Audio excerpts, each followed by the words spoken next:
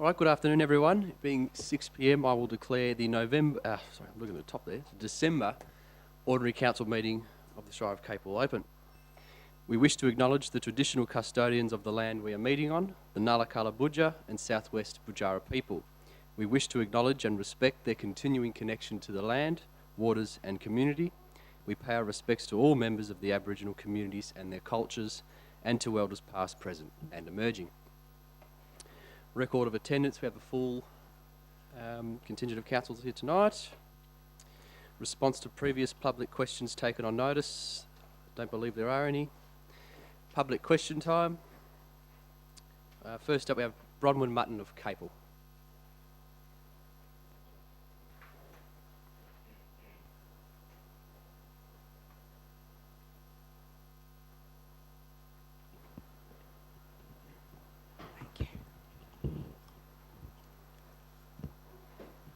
Mr CEO and Mr President, my name is Bronwyn Mutton. Historically, in 2004, there was an interest in setting up an intensive cattle feedlot very close to where this applicant's proposal is currently. There was considerable opposition to the cattle feedlot proposal, based mainly on its proximity to the tributaries into the Ginnadup Brook, which flows into the Capel River. The matter did not come to council for consideration as it was deemed too wet for such a business. The applicant relocated and developed a feedlot in a more suitable area at Kojonup. So question 1, why has this sheep feedlot application in 2021 been considered as suitable when the block nearby was previously known to be too wet? Thank you, Ms Mutton, for the question. Further on in the meeting, I'll be declaring a proximity interest in the item, and for that reason, I will defer the question to the Chief Executive Officer. Okay. Thank you, Shire President, through you as Chair. Mrs Mutton, thank you for the question. As you've indicated and consistent with our records, the matter of the previous proposal hasn't been formally considered, similar to what you've referenced. In terms of this specific proposal, water management and the Ginnadup Brook are discussed in the report item 14.4 on page 41 of the agenda. The proposal before council considers the specific and unique circumstances of this property and has been developed in consultation with DPIRD and has been assessed by both DPIRD, DWER and by Shire officers in accordance with the relevant town planning legislation and assessment framework. It is considered that the proposal has been designed using contemporary building technology, materials and management techniques to ensure that the brook and groundwater are protected and wastewater is prevented from entering either water system. In addition, the proposal is for an enclosed rearing of stock and the open air stock feedlot operation will cease. The controls from an environmental perspective are significantly greater than they are for an outdoor proposal. Thank you. On question 2, on pages 669 and 670 of the agenda attached on Landgate's Cadastre 2020 map shows tributaries, drains and creeks clearly visible on the applicant's land holding. The 2004 River Action Plan for Ginnadup Brook and Tren Creek states there is a great deal of community concern about nutrient enrichment of Ginnadup Brook and Tren Creek, causing algal blooms. There are a number of dairies, intensive horticulture, viticulture, other agriculture and mining operations in the catchment. My question 2 is, have the Shire of Capel staff, councillors and the staff of government departments who have given approval, DWER and DPIRD, visited this site in winter to understand how incredibly wet it becomes? The Chief Executive Officer. Thank you. Through you, Shire President, Shire officers have inspected the site and it is acknowledged that the site is low-lying and that the topography in the wider context is such that surface water exists in winter months. This is recognised by the proposal, which has been designed to ensure that the risk of nutrient export is minimised through building design, management and operations, which have been assessed by both DWER, DPIRD and Shire officers and determined to be acceptable. The Shire's consideration of the development application is the first step in the process, and no final DWER or DPERT approval has been granted at this stage. Oh, thank you for that. Thank you. Thank you. Donna Brown of North Boyner.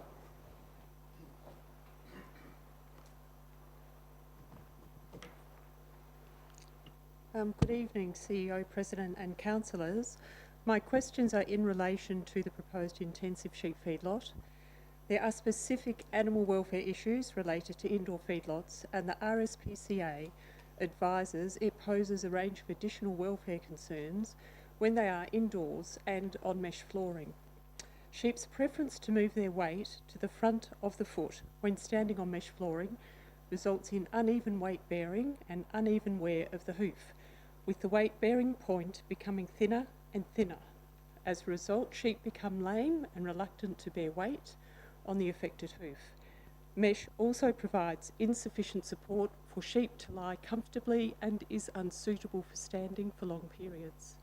Sheep who are lame or non-weight bearing must be removed to a special hospital pen and treated promptly. Questions. Has any consideration been given in the applicant's submission and the Shire staff's evaluation of this project to the welfare of the sheep, according to RSPCA's documented concerns for indoor feedlots for sheep? Thank you for the question. Due to my interest, I'll pass the question to the Chief Executive Officer. Through you, Shire President, thank you, Mrs. Brown, for the question. The issue of animal welfare is discussed in the report in item 14.4 on page 43. Whilst animal welfare is not a planning consideration, the application includes reference to the treatment of sick or injured stock and has been satisfactorily addressed in terms of the development application. Matters relating to RSPCA legislation or guidelines in relation to animal welfare will need to be considered by the relevant agency should the Council grant development approval. With this large number of sheep and the potential for many to be lame, how will all of the lame sheep be adequately treated? The Chief Executive Officer. Through you, Shire President, the treatment of sick animals does not fall within the scope of land use assessment required by Council and is not regulated by the town planning legislation. As previously discussed, matters relating to the RSP legislation or guidelines around animal welfare will be considered by the relevant agency should Council grant development approval. Thank you. Thank you, Ms. Brown. Rose King of Elgin.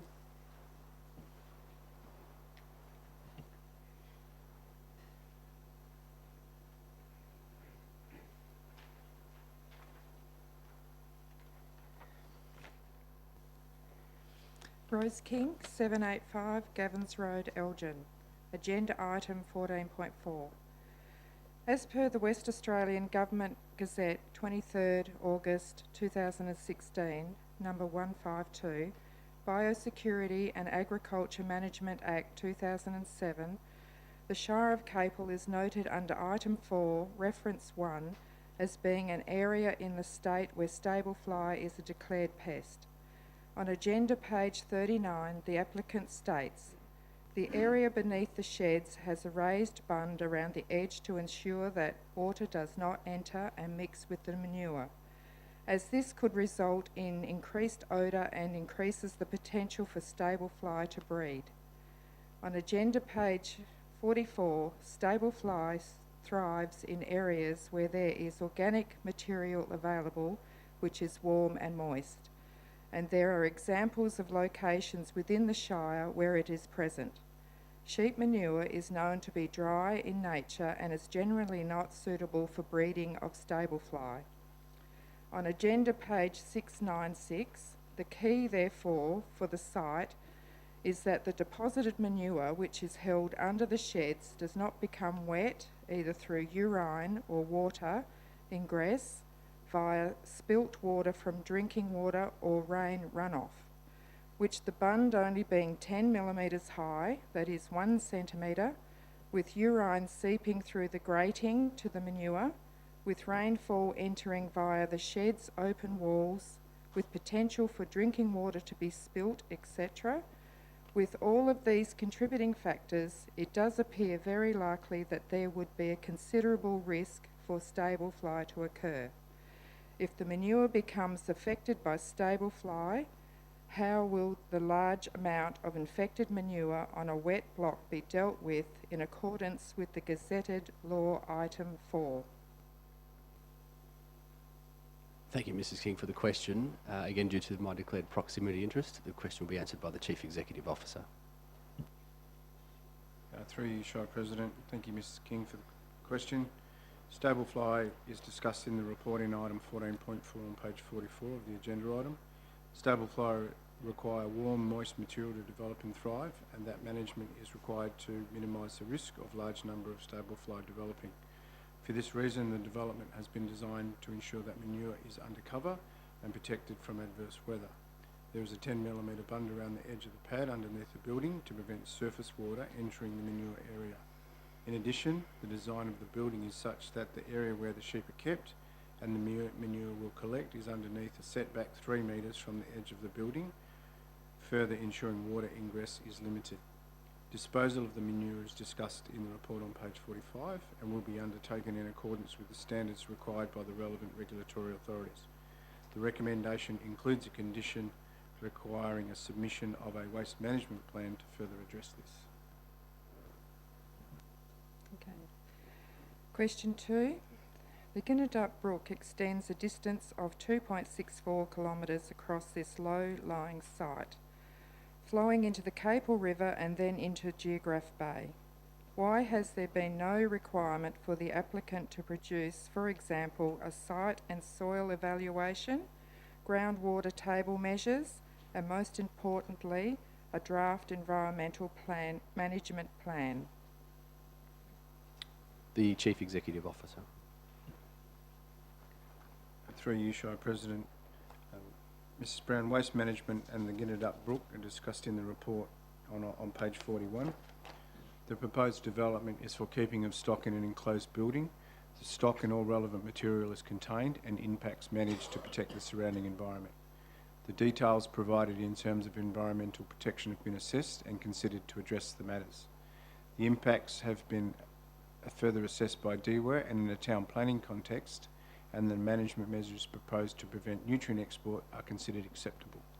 The environmental issues have been adequately addressed in the technical report. Thank you. Thank you, Mrs. King. Mr. Mark King.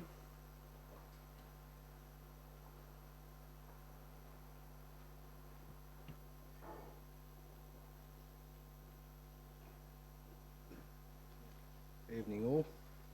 Mark King, 785 Gavins Road, Elgin. Agenda item 14.4. The subject of this application is not clear in the council report title, which only refers to Larry Road. The applicant's material, particularly now given the late inclusion of attachment B, which also refers to lot 803 as well as lots 801 and 802.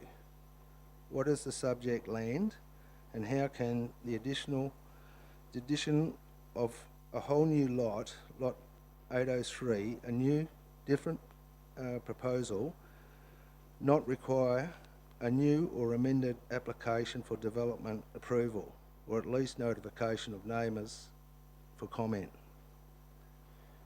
Thank you, Mr. King, for the question. Again, due to my proximity interest, the question will be answered by the Chief Executive Officer. Through you, Shire President. Thank you, Mr. King, for the question. The development application forms refer to lots 3, 801, 802 and 803 Lowry Road. The development application has been correctly recorded on the system and on the referral letters sent to adjoining landowners. The clarification on the title of the report, and that is being considered by the council, has been amended to lots 3, 801, 802 and lot 803, 771 Lowry Road. It should be noted that the street address 771 Lowry Road includes all of the aforementioned lots. So just to be clear, lots 801, 802 and 803 on their titles are actually not allocated a road frontage, and that all of those lots included are contained, and therefore the assessment has been correctly undertaken in respect to all of the lots, and the relocation of the feedlot buildings onto 803 is not a new proposal. Thank you, Mr. King. Mr. Tony Kitchen.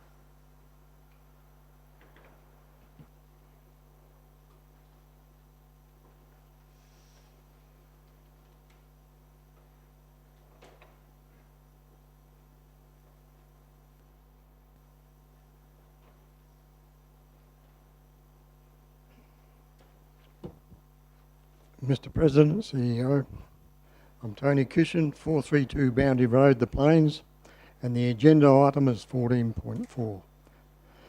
Number one, the proposal relies upon the use of the unmade Norman Road Reserve to facilitate access between Lot 3, Lots 801 and Lots 802. But the new plan showing a different arrangement to the extra land in Lot 803. The report does not evaluate this arrangement, impose measures around a suitable standard of construction before the use can commence, and neither does it outline any obligations for the ongoing lease or purchase for private use of this public asset by this commercial operator. Why is this not addressed? Thank you, Mr. Kitchen, for the question. Again, due to my proximity interest, the Chief Executive Officer will answer the question. Through you, Shire President. Thank you, Mr. Kitchen, for the question. The unmade road reserve is discussed in the report item 14.4 on page 47. Given the proposal does not adversely affect the unmade road reserve, does not obstruct it, and construction is not required, no further measures are considered to be required. Lot 803 is included in the development application as originally submitted and is not extra land in terms of the assessment. Question number 2.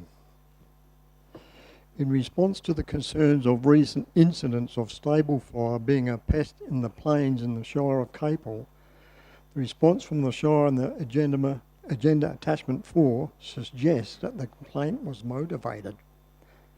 Does this mean that in future any genuine complaint made against the applicant about stable fire or odour, etc., will not be taken seriously and not followed up and termed motivated? The Chief Executive Officer. Through you, Shire President. Complaints or reports received by the Shire in relation to matters over which the Shire has jurisdiction are taken seriously and are processed in accordance with the Shire's Customer Service Charter and Compliance Policy. Matters outside the Shire's jurisdiction would be referred to relevant agencies. Thank you. Thank you, Mr. Kitchen. Mr. Alex Mixopoulos.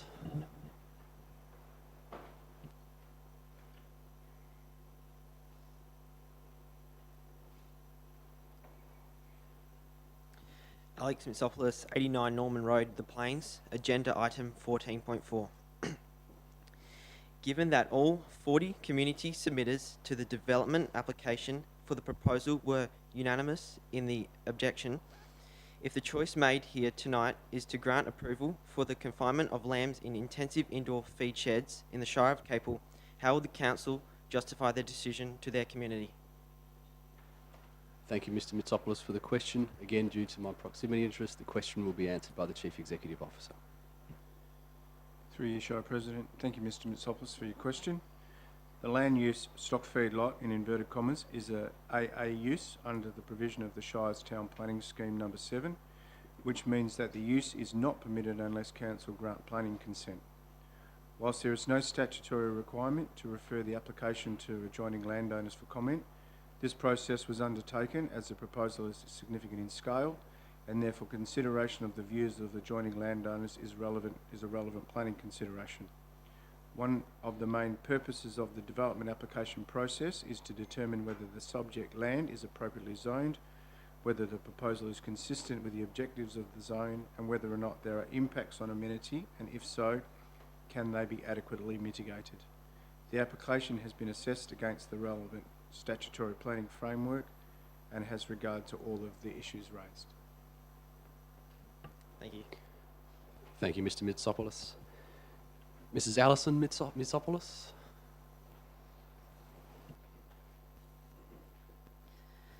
Okay, Alison Mitsopoulos, 89 Norman Road, The Plains, agenda item 14.4. The Shire of Capel logo states a lifestyle choice. There are 29 lots adjoining the applicant's proposed feedlot. We are not given a choice. There will be an immediate and detrimental effect to property prices of those 29 landowners if a decision is found in favour of the applicant this evening. Will the Shire compensate those owners, knowing that a decision in favour of the applicant is going to hurt many others economically? Thank you, Mrs. Mitsopoulos, for the question. Again, due to my proximity interest, the question will be answered by the Chief Executive Officer. Through you, Shire President. Thank you, Mrs. Mitsopoulos, for the question. Land values are addressed in the report in item 14.4 on page 44, and the application has been assessed against the relevant statutory provisions and is considered to be consistent with the statutory requirements. The application is not determined in favour of a landowner. It is determined with regard to the provisions of the relevant town planning scheme requirements at a state, regional and local level, and where it meets those requirements is recommended by officers for approval. The matter of compensation is not a planning consideration and nor within the Shire's jurisdiction or role. Okay, thank you. Thank you, Mrs. Mitsopoulos. Mr. Jeffrey Willis.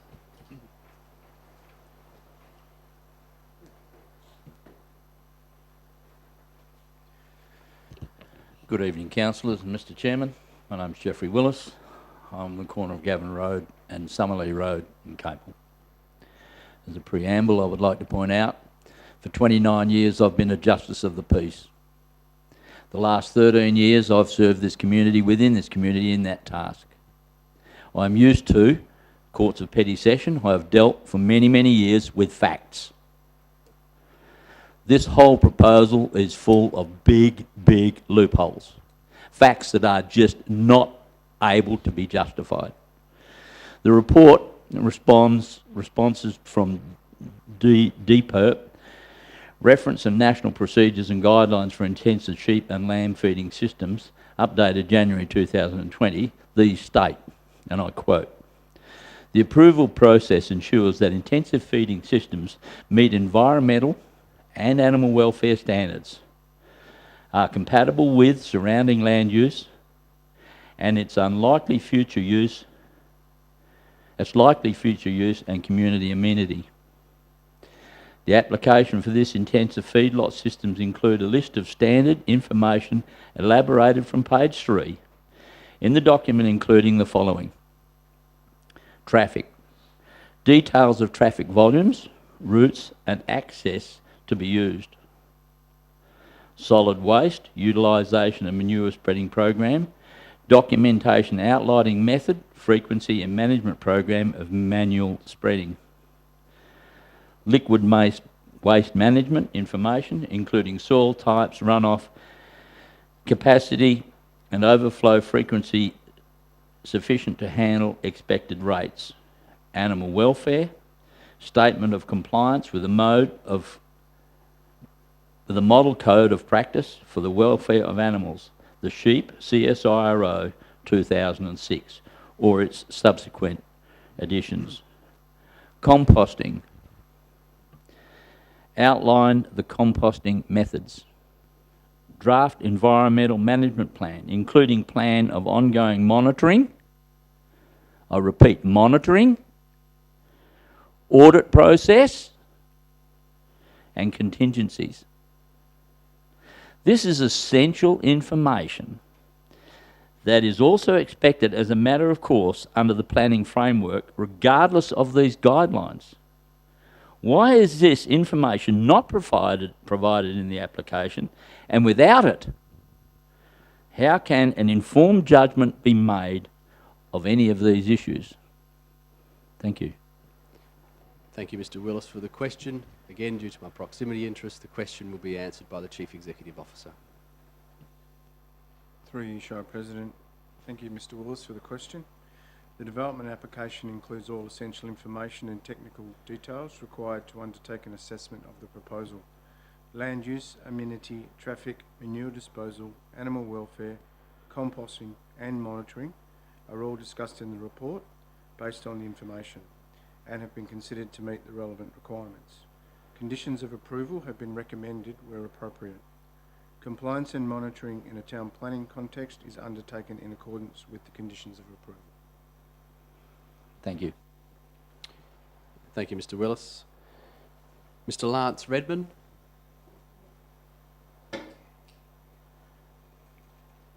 Not here. Did you want to read it out? The Chief Executive Officer will read out his questions. Through you, Shire President, question from Mr. Lance Redmond. Question number 1. What will the Shire do to make ratepayers and road users in the Shire of Capel aware of the additional costs of maintenance to roads and bridges along the proposed transport route due to the substantial increase in expected road trains and trucks? Response.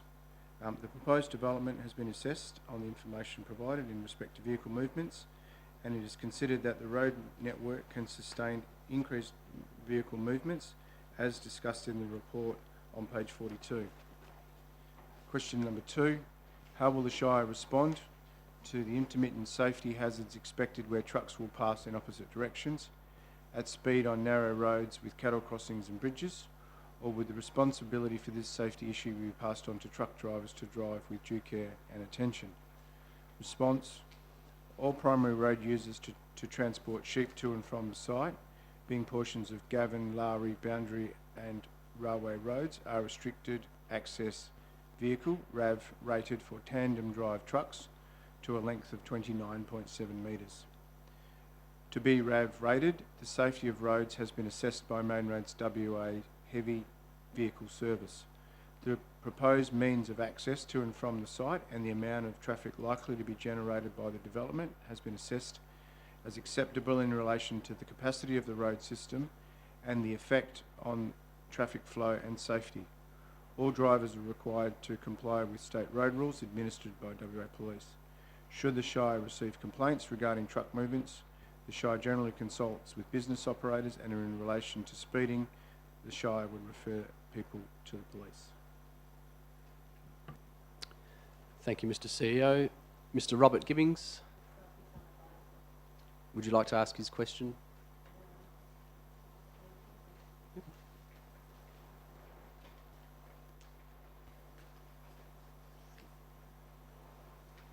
That one's been pulled out. I'm speaking for Robert Gibbings, 787 Gavins Road, Elgin, agenda item 14.4. Many of the residents are very concerned that a large intensive sheep feedlot of this nature will have a negative and direct impact on the valuation of the surrounding properties in the area. Should any of the current owners wish to sell, who is going to buy their homes which abut a feedlot? As documented in a community meeting on the 5th of November 2020, as an adjoining landowner, I stated that I was concerned about the impact it would have on devaluing our property, and the applicant acknowledged that this would be the case.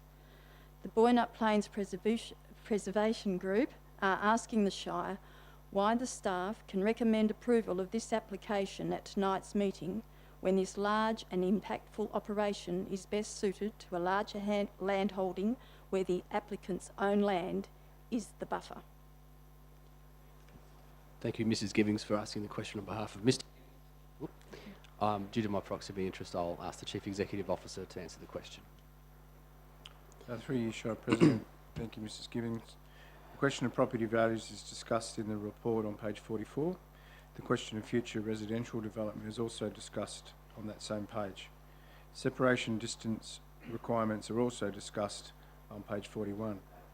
The statutory planning framework does not specify that a stock feedlot should be located on a lot of a particular size, and the assessment process has considered whether the proposed setbacks are sufficient to ensure that matters such as noise and odour can be satisfactorily managed or mitigated. The total area of lot 771 Lowry Road is 278 hectares, which is considered to be sufficiently large landholding based on the assessment of the proposal and all comments made during the referral process. The assessment concludes that the revised location of the feedlot buildings addresses the issue and provides sufficient separation to manage the impacts on adjoining landowners. Thank you. Jennifer Gibbings, 787 Gavins Road, Elgin, agenda item 14.4. Concerned residents met with the Shire on Tuesday the 3rd of June 2021, and at that meeting we were advised that approval for the applicant's induction shed had not been granted. We sought clarification on this point several times at this meeting. However, it is stated in this December meeting agenda on page 33 under background that the building permit for the shearing shed, induction shed and wool shed appears to have been approved. Background, 26th of October 2020, building permit approved, shearing shed, induction shed and wool shed. Further on page 641, it is stated in the agenda attachment, prior to on-site construction of the feed sheds, a building permit will be required. Relevant building permits have been supplied by the Shire for the induction shed. Could the Shire please advise if in fact a building permit for the induction shed was approved for the applicant, and if so, on what date, as we were advised a permit had not been issued? Thank you, Mrs. Gibbings, for the question. The Chief Executive Officer will answer the question. Thank you, Mrs. Gibbings, for the question. The induction shed, shearing shed and wool shed for use in conjunction with the existing farming operation did not require development approval. These buildings did require a building permit, which was granted on the 26th of October 2020. The feedlot sheds will require a building permit, which cannot be issued until the development application has been determined. Shire officers comment at the meeting was that all necessary approvals at that time were in place. Thank you. Question 2. The applicant has used the National Procedures and Guidelines for Intensive Sheep and Lamb Feeding Systems 2020 to develop and design the proposed intensive indoor feedlots facility. The recommended procedures provide the basis for the planning and management checklists that are designed to assist producers benchmark and assess their system against the document.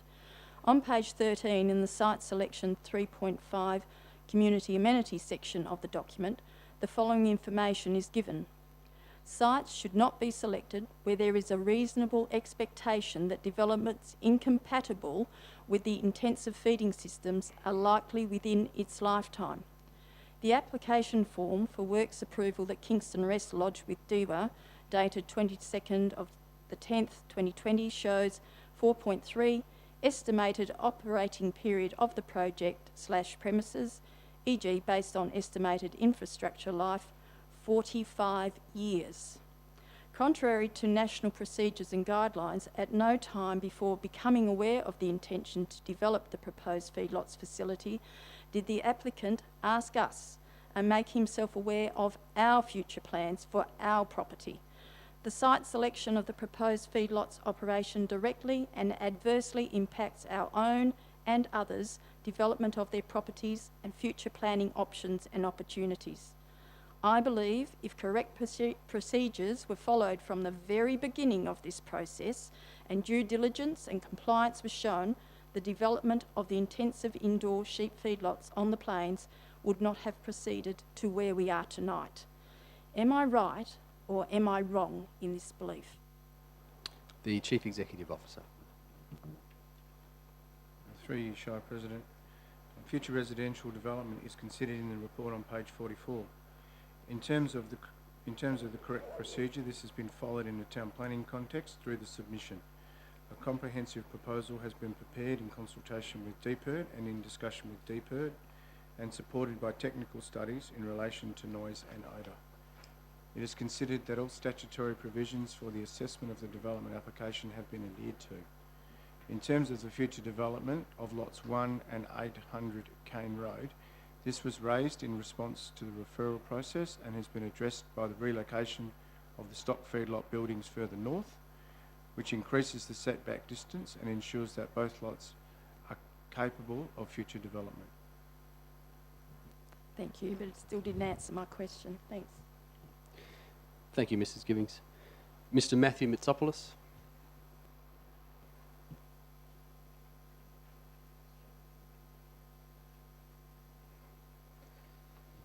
Good evening, CEO, councillors. My name is Matthew Mitsopoulos of 89 Norman Road, The Plains.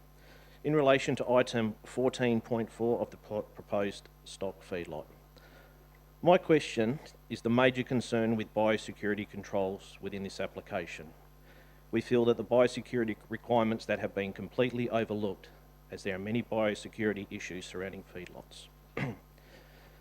The application fails to include a biosecurity plan, measures and monitoring of any disease, and a contingency plan if there is a disease outbreak. As sheep will be brought in from all over WA, diseases such as yonis, weed and grass seeds may be brought into the area, putting neighbouring properties at risk. As quoted on page 657, there is no washdown area for vehicles and machinery, as then the washdown water would need to be contained. Potential disease-affected manure will be spread on the property and washed into waterways and neighbouring properties. With the carcass composting pad and pond approximately 480 metres to a cattle and sheep studs boundary fence, this will put their operation in a vulnerable position, as deceased sheep may harbour disease that can be picked up by birds and foxes and transferred to their properties, destroying their enterprise. My question is, how can the Shire and councillors justify approving this application, as so many landholders are at risk for only one's reward? Thank you, Mr. Mitsopoulos, for the question. Again, due to my proximity interest, the question will be answered by the Chief Executive Officer. Through you, Shire President. Thank you, Mr. Mitsopoulos, for the question. The assessment of the application has been undertaken to determine whether the proposal meets the statutory town planning criteria. The issue of biosecurity is discussed in the report on page 45 and is not controlled or governed by town planning legislation. The impacts which are controlled by town planning legislation have been assessed and are considered to have been met. And given this compliance, the proposal can be recommended for approval. Thank you. My second question is, the impacts associated with this proposal has taken its toll on the residents' mental health due to the uncertainty of quality of life, financial loss, farming enterprises put at risk, and property devaluation. The anxiety, stress and general mental well-being is a major concern. Has the Shire given any consideration to the mental health of the affected residents? The Chief Executive Officer. Through you, Shire President. Assessment of the development application is required to be undertaken in accordance with the relevant statutory planning framework, and this process has been followed. The Shire's role in the assessment process is within town planning legislation. Consideration of the amenity issues has been assessed and is considered to meet the required criteria. Thank you, Mr. Mitsopoulos.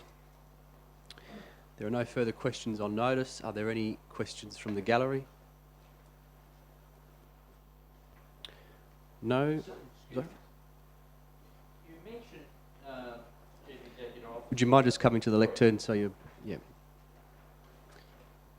And again, just state your name and locality for the Sorry, record. Jeffrey Willis, Summerley and Gavins Road. You mentioned in one of your answers that there was actually a 3 metre area on the outside of the sheds that there would be no sheep being housed. Is that correct? The Chief Executive Officer. Through you, Shire President. Yes, that's correct. There's a 3 metre ramp around the building, which allows for the sheep to actually move into the and under the roofed section. The sheep will be on the 3 metre ramp for a very short period of time, just while they actually enter the building and then into the pens. So, in other words, you have seen a plan of the sheds? The reason I'm asking the question is, under the proposals and the number of sheep and the square meterage of the sheds, the maximum amount of area that they could have is 1,100 square, 1.1 square metres per sheep, not including all these areas where you are moving sheep, you're feeding sheep, you're watering sheep. So what is the actual area that the sheep will be allowed to have per head? I think this would be a pretty relevant sort of a number to have. We, as the Plains Committee, we haven't seen any plan of the sheds to determine just how much area these sheep have. The Chief Executive Officer. Through you, Shire President, the development application requires and includes the provision of plans which have been assessed by Shire officers. The calculated maximum amount of sheep has been done using the undercover roof section and not including the ramp. As I said, the ramp is just simply to actually allow for the sheep to go from ground level and then onto the ramp for a very short period of time and then into the pen section. I'm sorry, but that's not what we read in those reports. In those initial proposals, there was to be an undercover loading and outloading area, which was included under the roof cover. There was no mention of anywhere where there is actually a ramp where sheep are ascending into the sheds. It was all to be done by truck. So we haven't seen the full detail, and the detail that you have mentioned hasn't been presented. So I'm sorry, I cannot see how you can make a decision on when you haven't given the full details to the interested parties. Thank you. Thank you, Mr. Willis. Are there any further public questions? No? All right, we'll move on. Applications for leave of absence. Is there any around the table? Nope. Declarations of interest. We have a couple. Item 14.1, Councillor Dillon has declared an impartiality. Item 14.4, Councillor Kitchen has declared a proximity interest. 14.4, Councillor Tarantroy has declared an impartiality interest. 14.5, Councillor Dillon has declared a proximity interest. And 14.6, Councillor Dillon has declared an impartiality interest. Notice of items to be discussed behind closed doors. There are none. Confirmation. Sorry?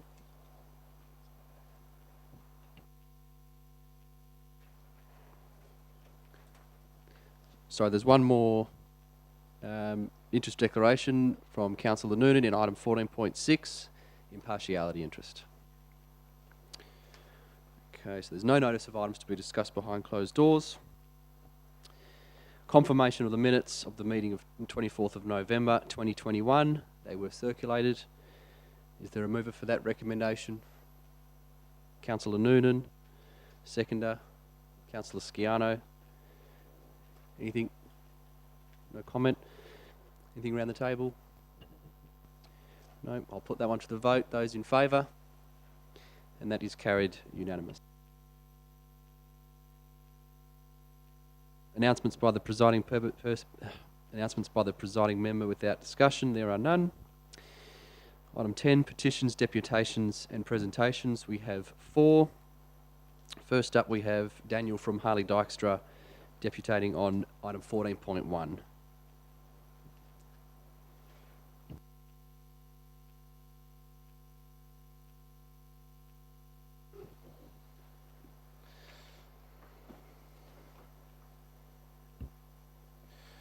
Good evening. Good evening, councillors. My name is Daniel Lewis, a town planner here at Harley Dykstra on behalf of the client, McDougall Quarries Pty Ltd, the landowner of Lot 2, Callinup Road, Jalurup. I'm here to speak against the officer's recommendation presented tonight and recommend councillors move an alternative motion to support this application.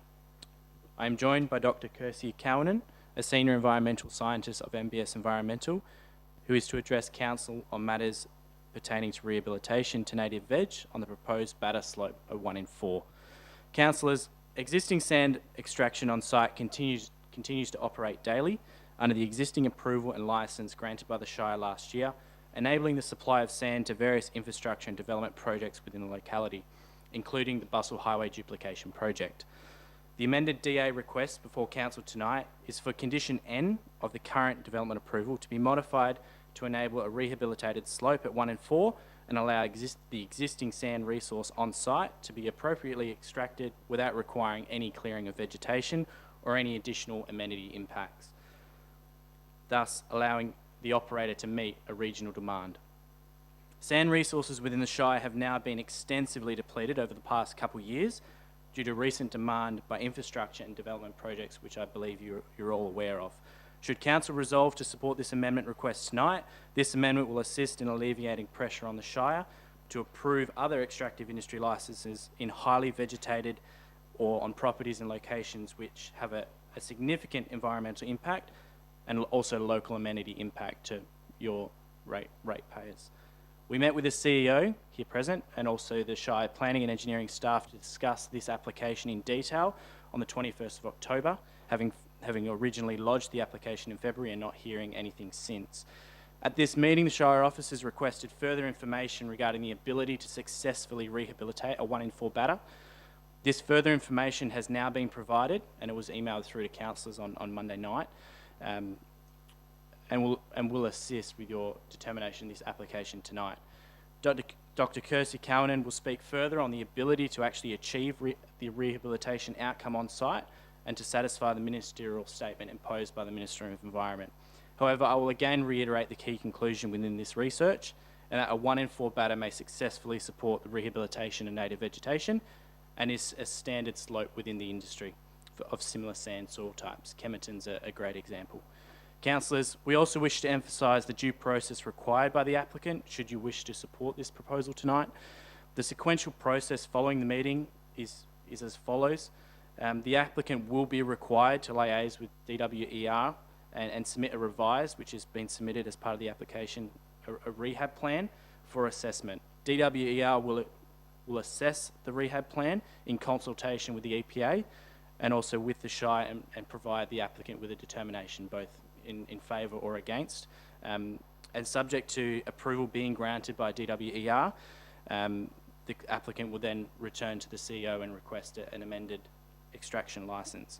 The applicant is therefore caught in a bit of a chicken and the egg situation, whereby DWER and the EPA services team will not commence their formal assessment of the rehab plan until Council resolves to support a rehabilitated batter at 1 in 4.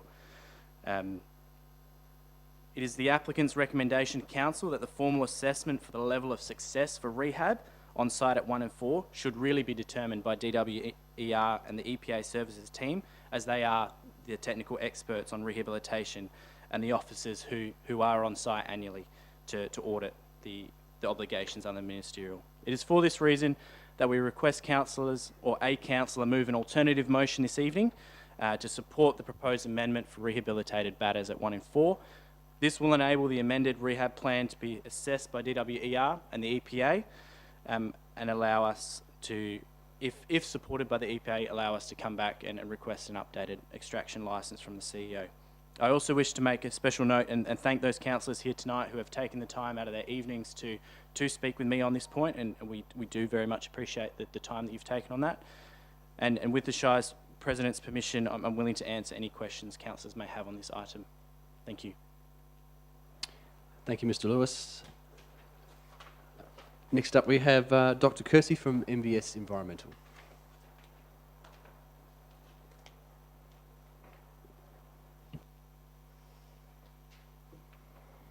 Thank you for the opportunity to speak tonight. My name is Kirsi Kauhanen and I'm a Senior Environmental Scientist at MBS Environmental. I'm here to talk in relation to Lot 2 Cullinup Road in Jalorup, which is the item 14.1 on the agenda. MBS Environmental, or MBS, is an environmental consultancy based in West Perth, but I've been based here in Capel since 2007. MBS has been providing environmental consulting and management services for over 40 years to a variety of sectors. And MBS has been involved with Lot 2 Cullinup Road since the late 1990s, and we have provided assistance in relation to approval applications, environmental management plans, monitoring and reporting. MBS is not the one undertaking the revegetation actions on the ground. These are usually undertaken by the client or their contractor, but MBS is involved with the planning before the rehab and then the monitoring and the reporting after the works. Regarding my background, I have a Bachelor of Environmental Science and a PhD in Environmental Science from Murdoch University, and I've been involved with Lot 2 Cullinup Road since I moved down here in 2007-2008. Before I get into the 1 in 4 slopes, I would just like to clarify the currently approved rehabilitation process for the current extraction area. So this is on 1 in 6 slopes. Following sand extraction, the landform is finalised, ripping is undertaken where necessary to remove soil compaction, so typically along the pit floor. Topsoil that has been stockpiled since clearing is respread. Then mulch that was stockpiled is respread, as well as any branches, logs, other plant material. There can be a fair bit of natural regeneration of vegetation just from topsoil and mulch alone, depending on the seed in the soil and the mulch. Additional planting and or seeding of native species will occur as necessary to achieve the completion criteria.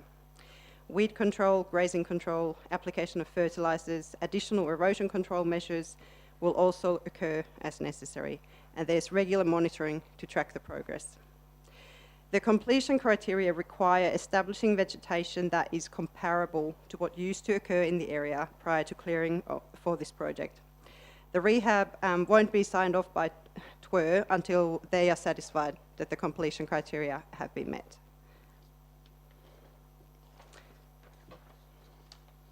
The rehab monitoring and reporting undertaken by MBS is submitted to TWER annually, and TWER also undertakes their own compliance audits, which include site visits to Lot 2.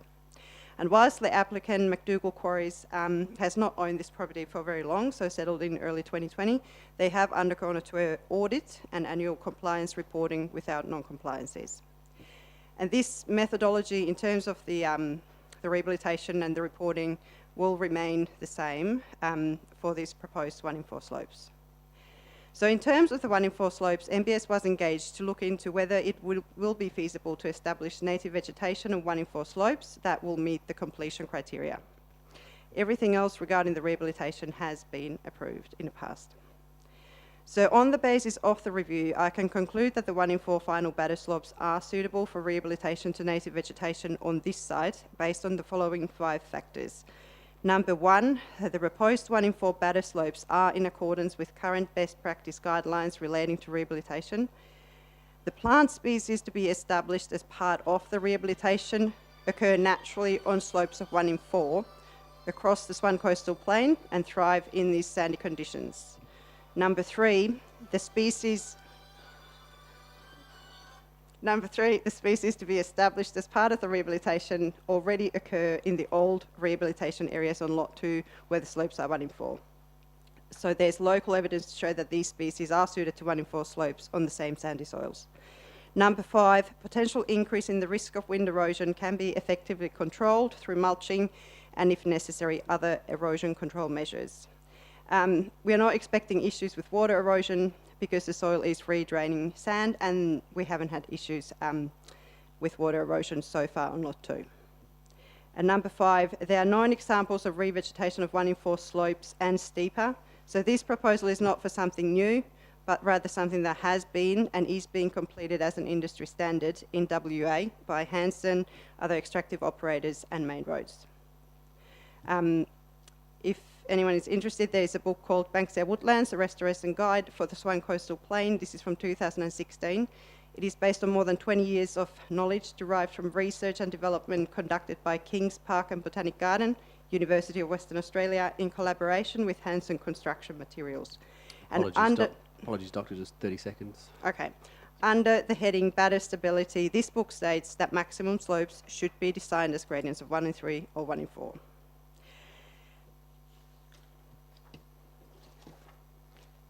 So I guess how this site is different to some of the older sites is that this site is the only one that I know of within the Shire of Capel that is actually subject to a ministerial statement. So this one has much more stringent conditions, requirements, a lot more monitoring, compliance, audits, and so forth than any other site in Shire of Capel. And we're not proposing to do something that's not been done somewhere else. Thank you very much. Thank you, Doctor. If you have any questions, I'm happy to answer. No? All right. Mr. Charles Pace on item 14.3.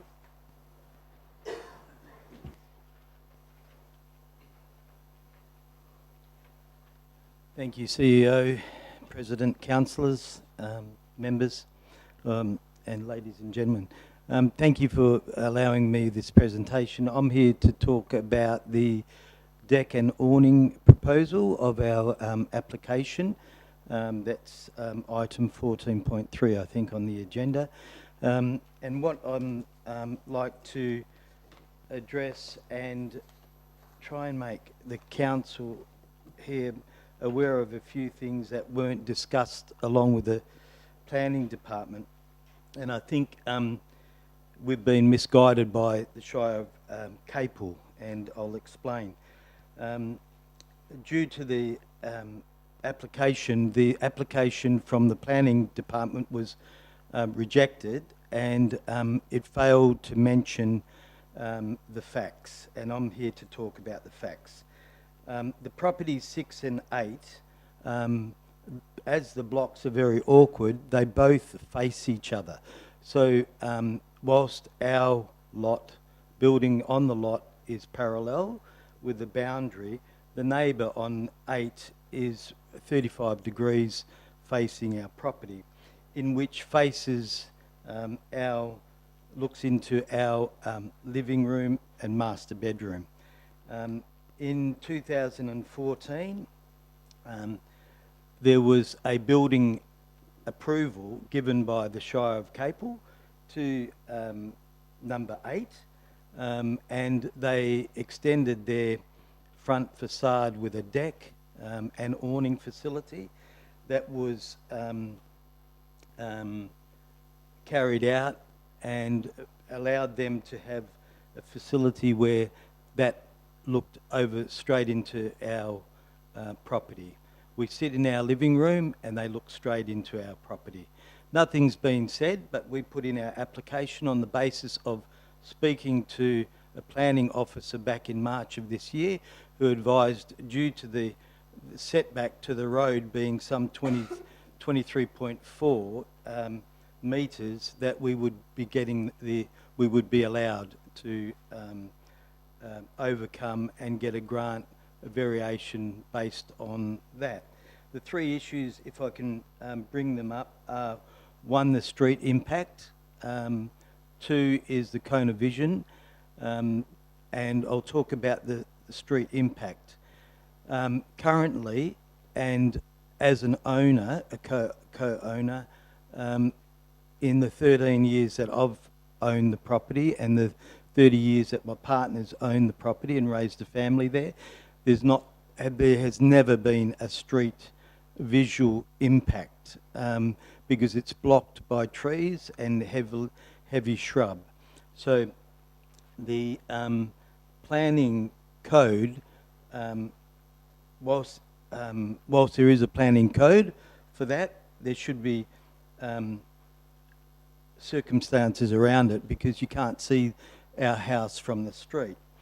The other thing is that the setback from the street to their house is 23.4 at the shortest point of the proposed deck, not what the planning officer had submitted based on, that was our boundary. So there's a boundary of 2.9 at the shortest point, and then there's 23 metres from there to the street. So we are within the 7.5 setback from the actual street that the planning code applies to. In regards to the deck next door, that was that was never given consideration to us as owners next door to comment.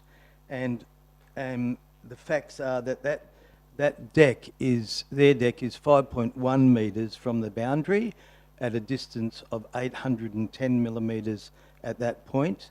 And to the shortest point, to the longest point, it's 6.2, with a measurement from paving level to 890 millimetres.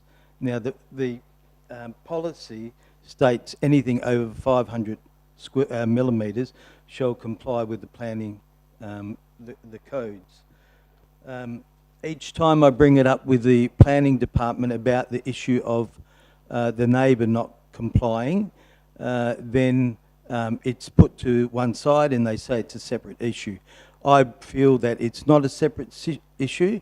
It's pertinent to this application, and all we want to do is enjoy the same thing. Our deck is proposed 7 metres from our existing house, and it's 23.4 from there to the street. Just 30 seconds, Mr. Pace. Thank you.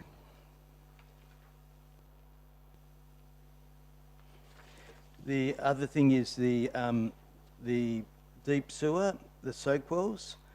The comment was made that we're building over the soak wells. That's not true.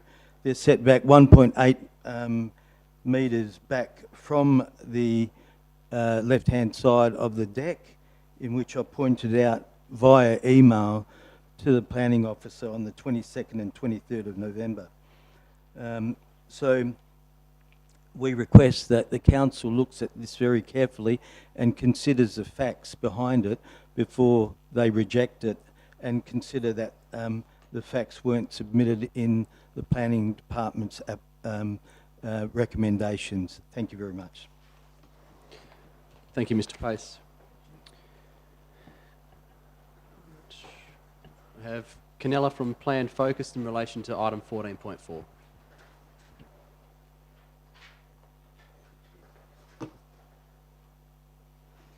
Thank you. Can I just clarify, please, how much time that I have? I did 5 request a little bit more time, given I'm speaking on behalf of a really large group of people. Sure, it's 5 minutes, sorry. I'll do my best. Thanks. Good evening, councillors, and thanks for the opportunity to present. I'm Canella Hope, and I'm a planning consultant. I'm also the Deputy Presiding Member of the Joint Regional Development Assessment Panel. I've reviewed the application, and my submission is at attachment 4.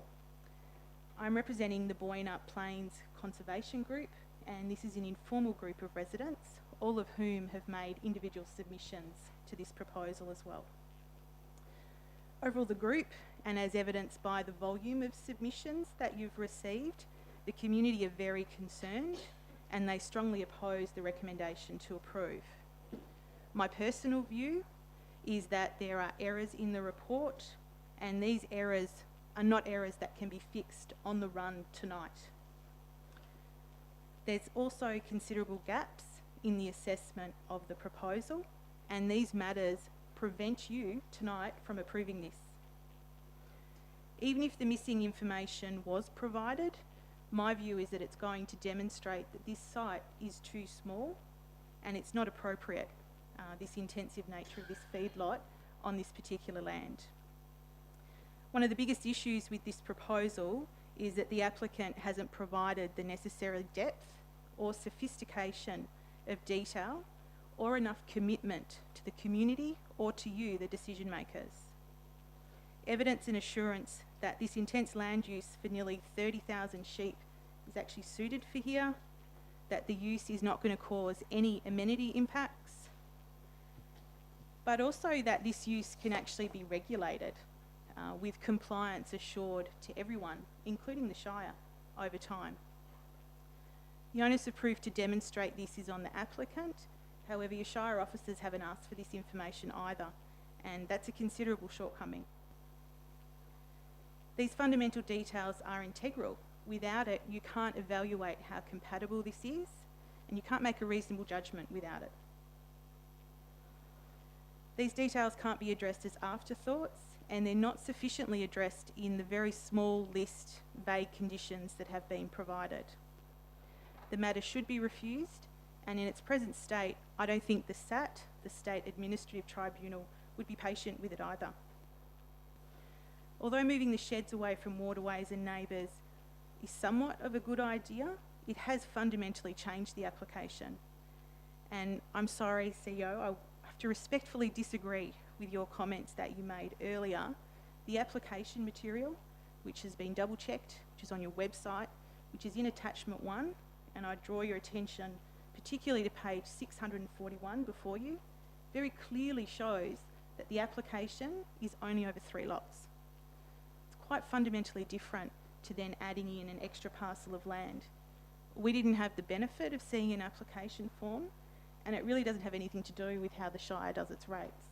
The lots need to be made clear, and the applicant's material clearly shows three lots, not 4.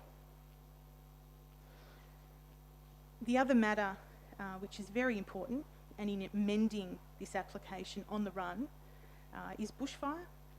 Attachment 2 has moved the sheds into bushfire-prone land, and the application provides no information about bushfire. It's a major, major problem to approve this without that information.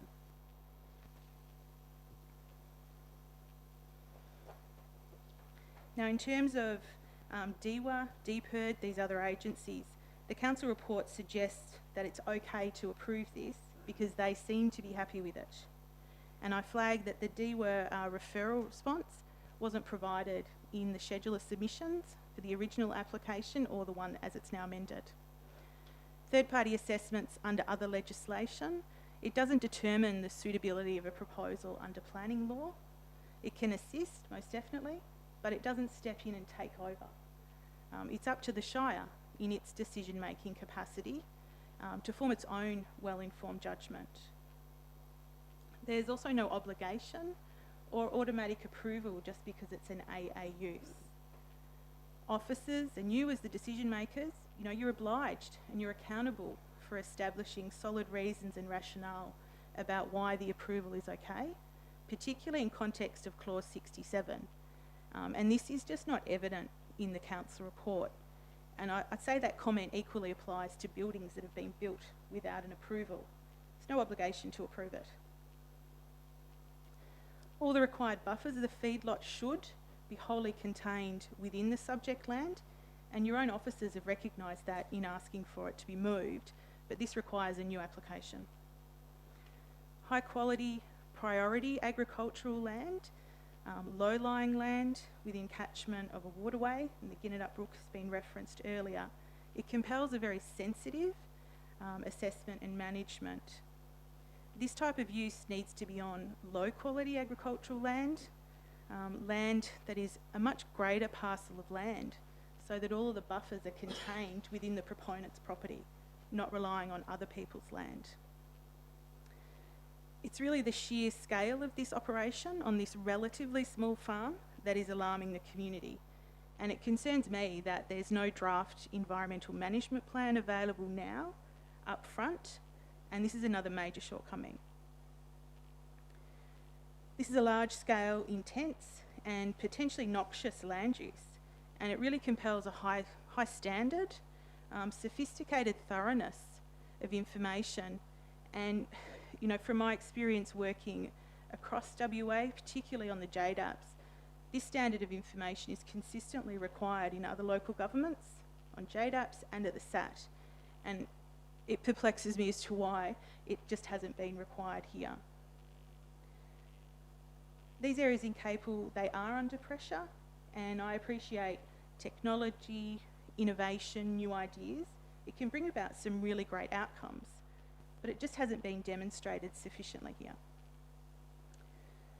In conclusion, your community is speaking loudly, and your obligation as decision makers under planning law really compel you to refuse this application.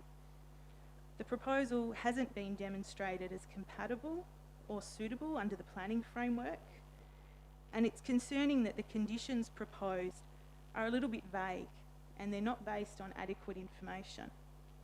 They're far from comprehensive enough. And I don't think it's a case of on the run fixing it and adding it in. There's a whole lot of information that you need commitment from the applicant for first, need to assess it, but your community needs to understand that and be reassured, and that just hasn't been presented. In this regard, and my recommendation that the Shire refuses this, I did circulate earlier via email, and I hope all councillors received some suggested grounds of refusal. In my view, these grounds are defensible at SAT, and I would suggest is a far better outcome.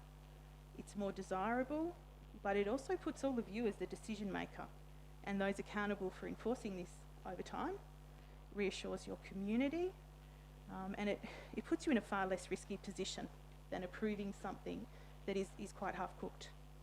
Thank you for the opportunity to speak. Thank you.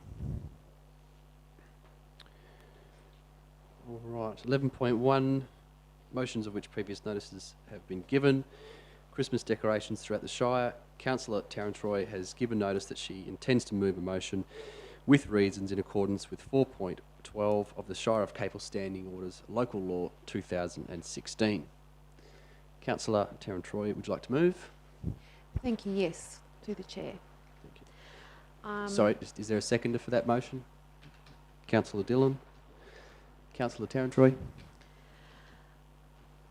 Okay, so I move that the CEO investigates the viability of costings of future street decorations, Christmas ones, for the main streets of the town centres within the Shire of Capel.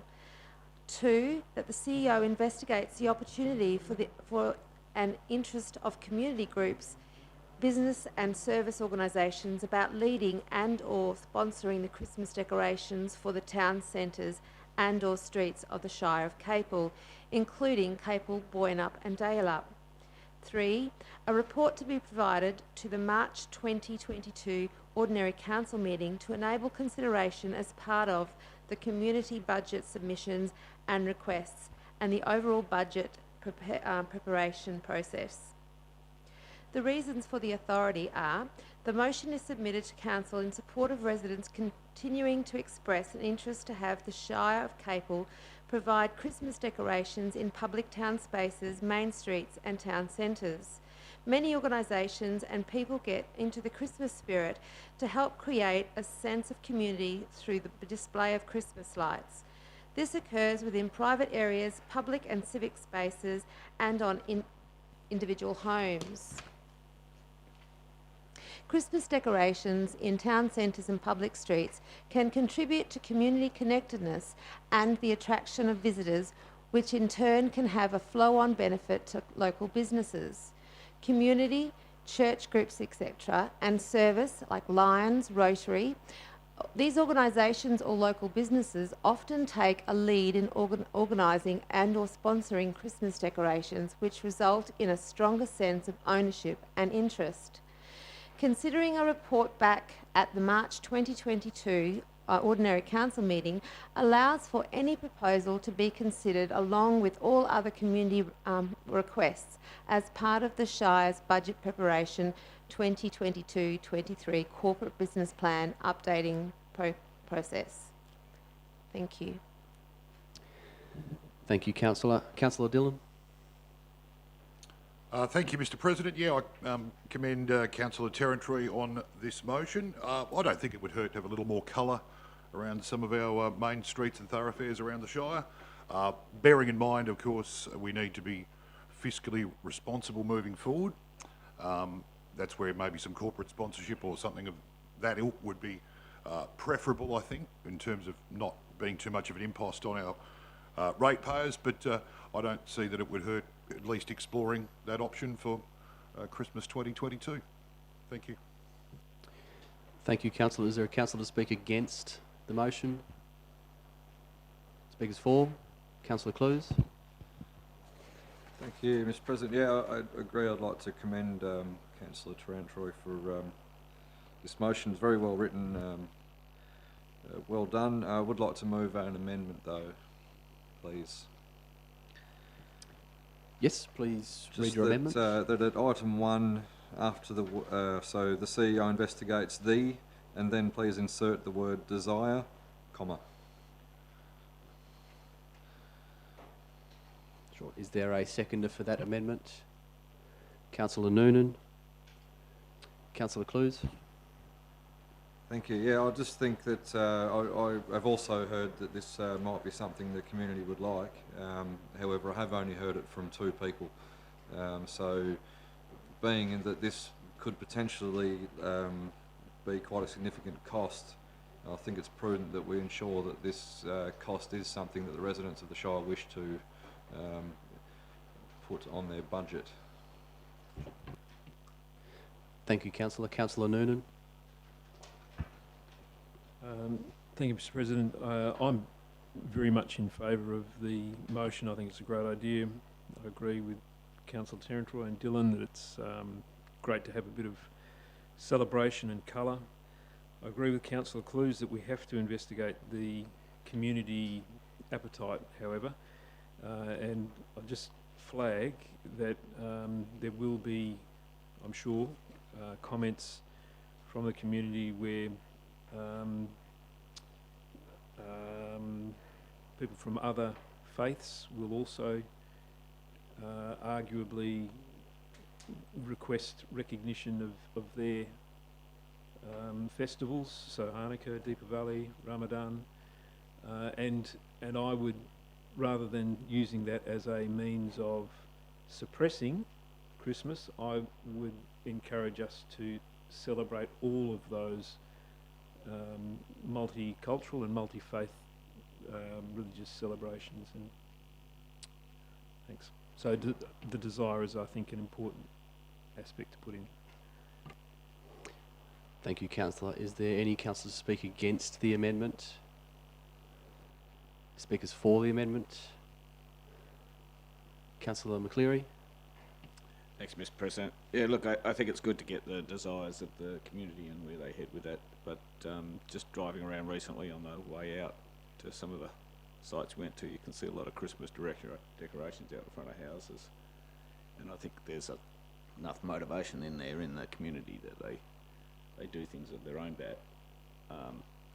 Yeah, sure, it'd be nice to see some of the central parts done, but I'd also expect that when investigating all this, the risks associated with doing some of the things in the street are understood when it's brought back to us, and any insurance liabilities and traffic management that might be required in establishing these things, which are all add into the cost of that, so I believe that'll be covered by the staff. Thank you, Councillor. Is there any further speakers on the amendment? Councillor Clues, would you like to close? No? We'll put that amendment to the vote. Those in favour? That's carried unanimous. That becomes the substantive motion. Were there any speakers against the substantive motion? Speakers for? Any discussion? No? Councillor Terrantroy, I'll ask you to close. I really appreciate the feedback from Councillor Clues and from Councillor Noonan and from Councillor McCleary. Thank you. All right, I'll put that one to the vote. Those in favour? Those against? That's carried 8-1.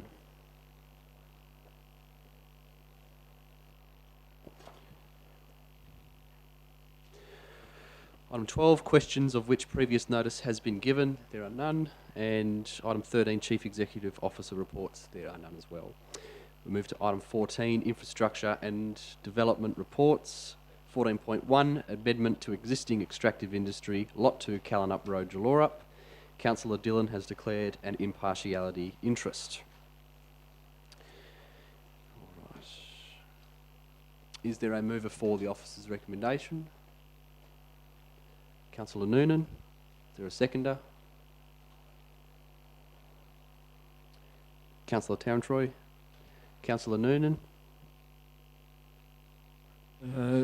Thank you, Mr. President. I'd like to move the... No, I'm moving the motion. Yeah.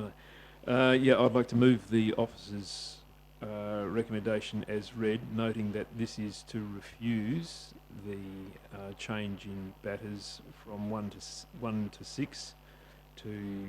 Sorry, from 1 in 6 to 1 in 4. And the rest of it as read. Thank you, Councillor. Councillor Terrantroy. Nothing further.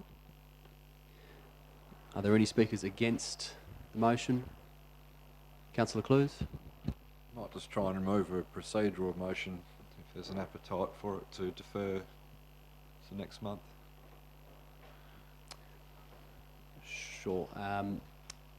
With your permission, can we have that is deferred to the January ordinary? Yes. Just so it's a bit tidier, that's all. And do you have a reason, Councillor? I think there's just been some questions raised and some more evidence provided that perhaps this isn't so unacceptable as the report might state, that I'd like to get to the bottom of some questions and some possibilities and hopefully see if we can find a better result for the applicant. Okay.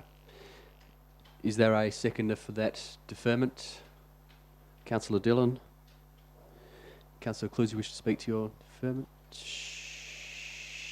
No, I think the mover can. The mover gets... I'm sure the mover... I don't know where they've gone. The mover can. I'm fairly sure. I've lost my standing orders. Do you wish to speak to those? Because if you just say no, we'll clear it up. All right.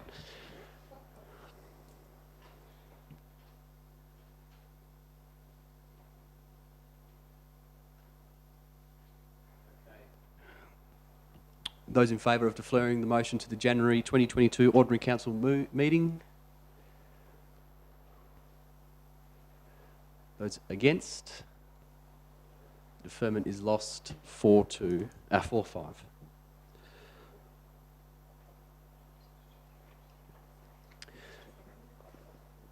Sure, we'll just do that again. Just for the minute, take it. Those in favour of the deferment? Are you changing your vote? Ooh,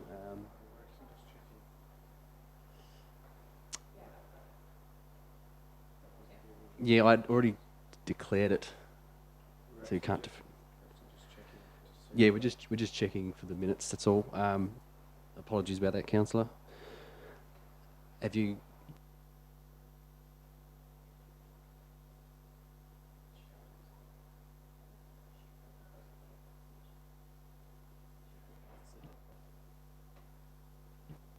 Sorry, councillor. Originally, were you for or against the deferment?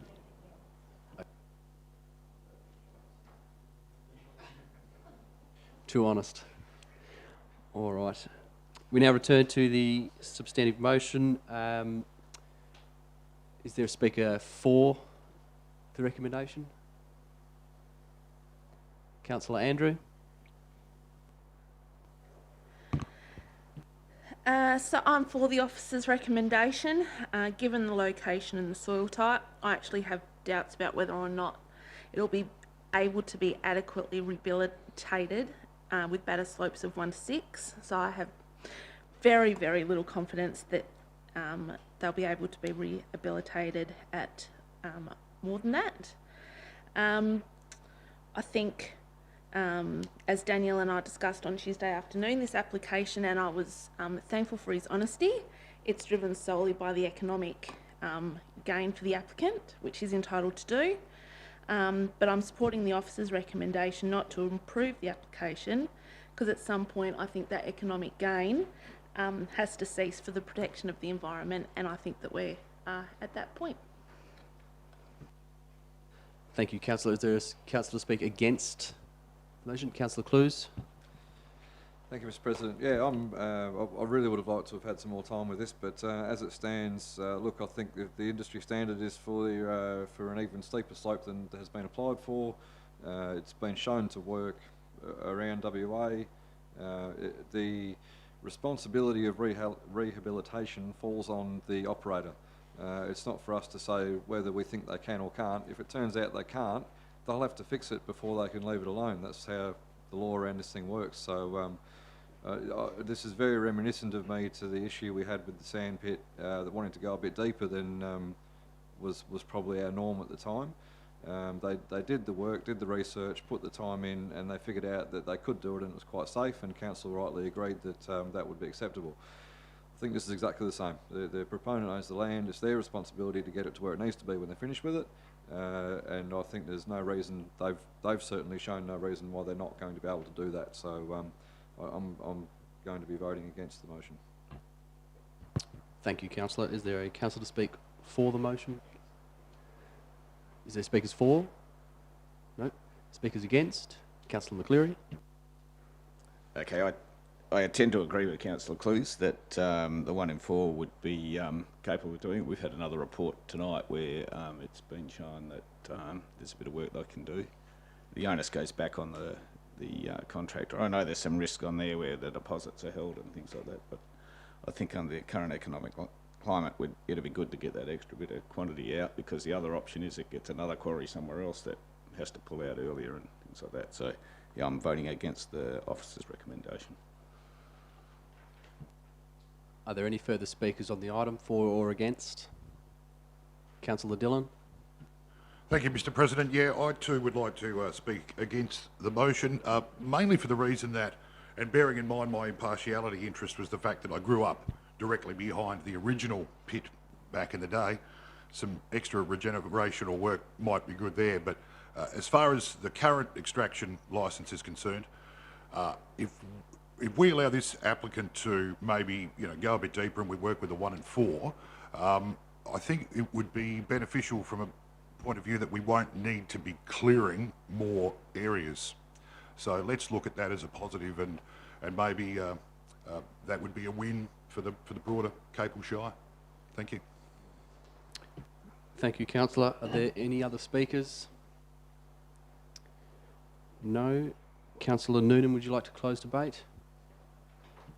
Thank you, Mr. President. I was in the on the Shire of Capel yesterday with Michael Tischbon, who was he was on council in 75 to 83, I think it was, and I asked him what was the big issue that you had, or one of the big issues that you were dealing with, and it was extractive industry licences and the failure of the developers or the people who took the sand out to properly rehabilitate their sand pits, and that was a continual problem.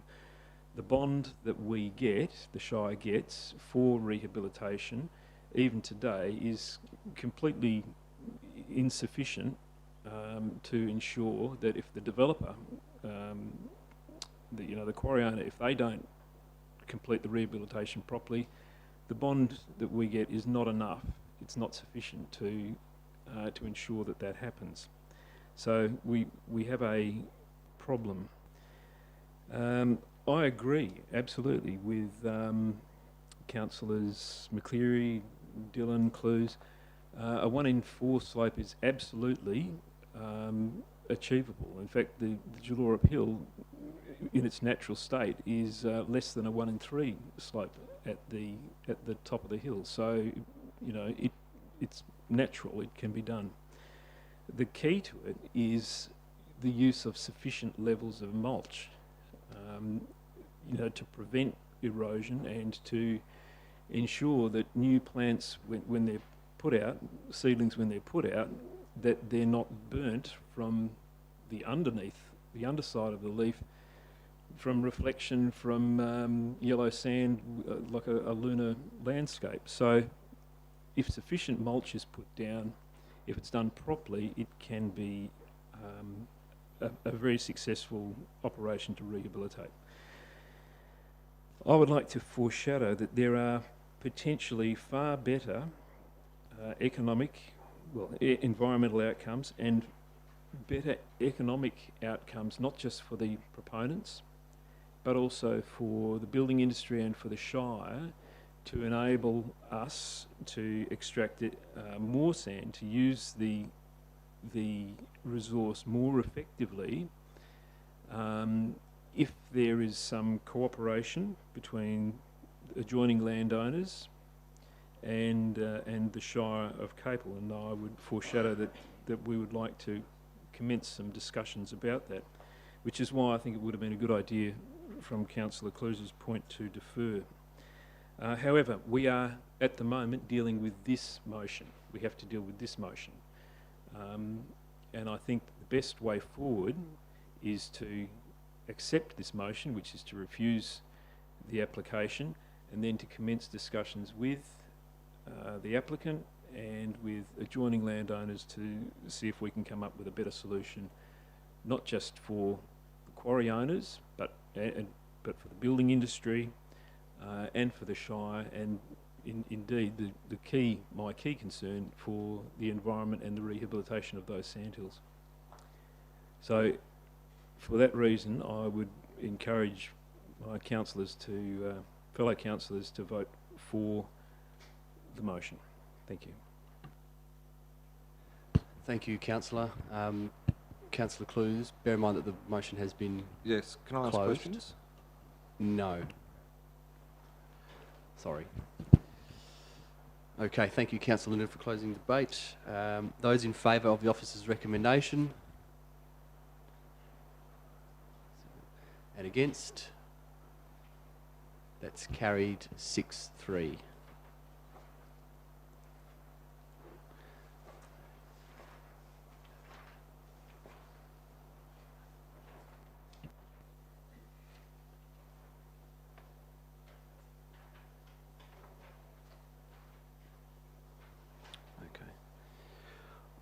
Item 14.2, display home and signage, development application, lot 412, number 4, Oceana Court, Jalorup.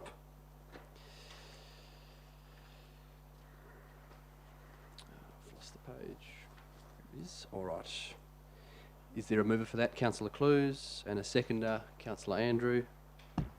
Councillor Clues. Thank you, Chair. I'll move as read. Councillor Andrew. Is there a speaker against the recommendation? Speakers for? Any discussion? Councillor Clues? Nothing. I'll put that one to the vote. Those in favour? And that is carried unanimous. Item 14.3, deck and awning, lot 108, number 6, Winter Court, Peppermint Grove Beach. Is there a mover for that officer's recommendation? Or an alternative? Is there a mover? Councillor Tarantroy. Is there a seconder? Councillor Mogg. Councillor Tarantroy. I move the officer's recommendation as read. Councillor Mogg. Is there a speaker against the recommendation? Speakers for? Oh, sorry, Councillor. Sorry, thank you. I'll take this chance again to test the waters and attempt to move procedural motion to defer to the next ordinary council meeting, January. Is there a seconder to that? Councillor Noonan. Councillor Clues, would you like to comment on that? Thank you. Yes. Again, I think there's been a few questions and points made by the owner tonight that potentially aren't addressed in the report, and I would like to get to the bottom of some of them before making a decision on the matter. Thank you, Councillor. I'll put that one to the vote. Those in favour?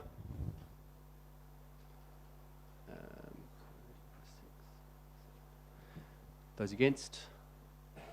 And that is carried 7-2.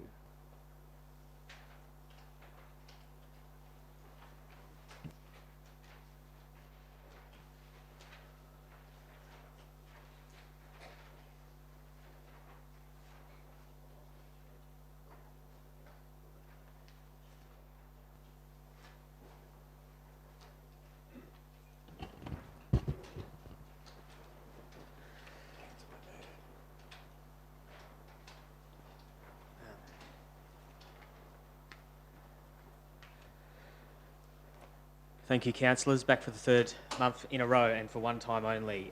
Councillor Kitchen has a proximity interest in item 14.4 and has had to vacate the room. And Councillor Tarantroy also has a impartiality interest in regards to item 14.4. Item 14.4, proposed stock feedlot, lot 3771 Lowry Road, The Plains, Boyanup. Do I have a mover? Councillor Andrew. Do I have a seconder? Councillor Mogg. Councillor Andrew, would you like to move speak as the mover? Thank you. I will move the motion as read. I'm happy to support the officer's recommendation. It's an application for a rural farming activity in a rural area. I've visited the site and the local area where there's sheds and a derelict sawmill. I don't feel as though the proposed sheds will be out of place. Additionally, any adverse effects created by the application, odour, flies, whatever it may be, will actually have the most significant impact on the applicants, considering their residence is the closest to the proposed feedlots. Additionally, not only are any animal welfare issues out of our domain, but it's also against the economic interests of the applicant. Like I said, I've visited the site, visited the area, and I'm very comfortable with the proposal, and that it'll protect the brook and the rivers, and I think it'll be a good economic boost to the local area. Councillor Mogg, would you like to speak as the seconder? No, you reserve your right. Do I have a speaker against? Were you speaking against, Councillor Clues, because you had your hand up Move first? a procedural motion. Move a procedural motion. Okay, what's the procedural motion? Similarly, to defer to the next ordinary council meeting in January. Do I have a seconder for that procedural motion? Councillor Terran-Troy seconds that procedural motion. Did you just want to add some Thank you, Chair. context to that? Yes. Again, I think there's just too many problems being raised. To me, these problems shouldn't exist when this thing comes to our desk. We should be all over these answers that everyone has. So I'd like to, again, get to the bottom of a lot of these concerns before we make a decision on it. Okay, there's no speakers on a procedural motion, so I'll put it to the vote. Those in favour of deferring the item? I have 4, Councillor Terran-Troy, Councillor Mogg, Councillor Dillon and Councillor Clues. Those against? That is also 4. Results to the presiding member, so in the negative. So the deferral fails. Okay. Would you like to speak now, Councillor Clues? Yep, you have the floor. Thank you again, Chair. Yeah, I think I've got too many concerns with this. There's too many questions being raised. It seems like there's probably a lot more investigation should have been done before it came to us. It seems to me like this is an application that requires significantly more work to be done before it comes back to us. So as it is, I can't possibly support it, especially when such a massive swath of the community is so vehemently against it. For me, that's what I'm here to represent, is those people. So I can't imagine any of us not being here to support and represent the wishes of the residents. So honestly, I can't see how we could be in a position to approve this item in its current state and with the current state of affairs in the public. Do I have a speaker for the motion? Have I got a speaker against? Councillor Terran-Troy. Through the chair. Although the applicant meets the Shire planning policies and frameworks, perhaps we should, I wanted to defer on further consideration. I understand and I acknowledge that this is the first step in the process and that there will be other government organisations involved if the planning submission is approved tonight. However, these are my reasons and for my concerns.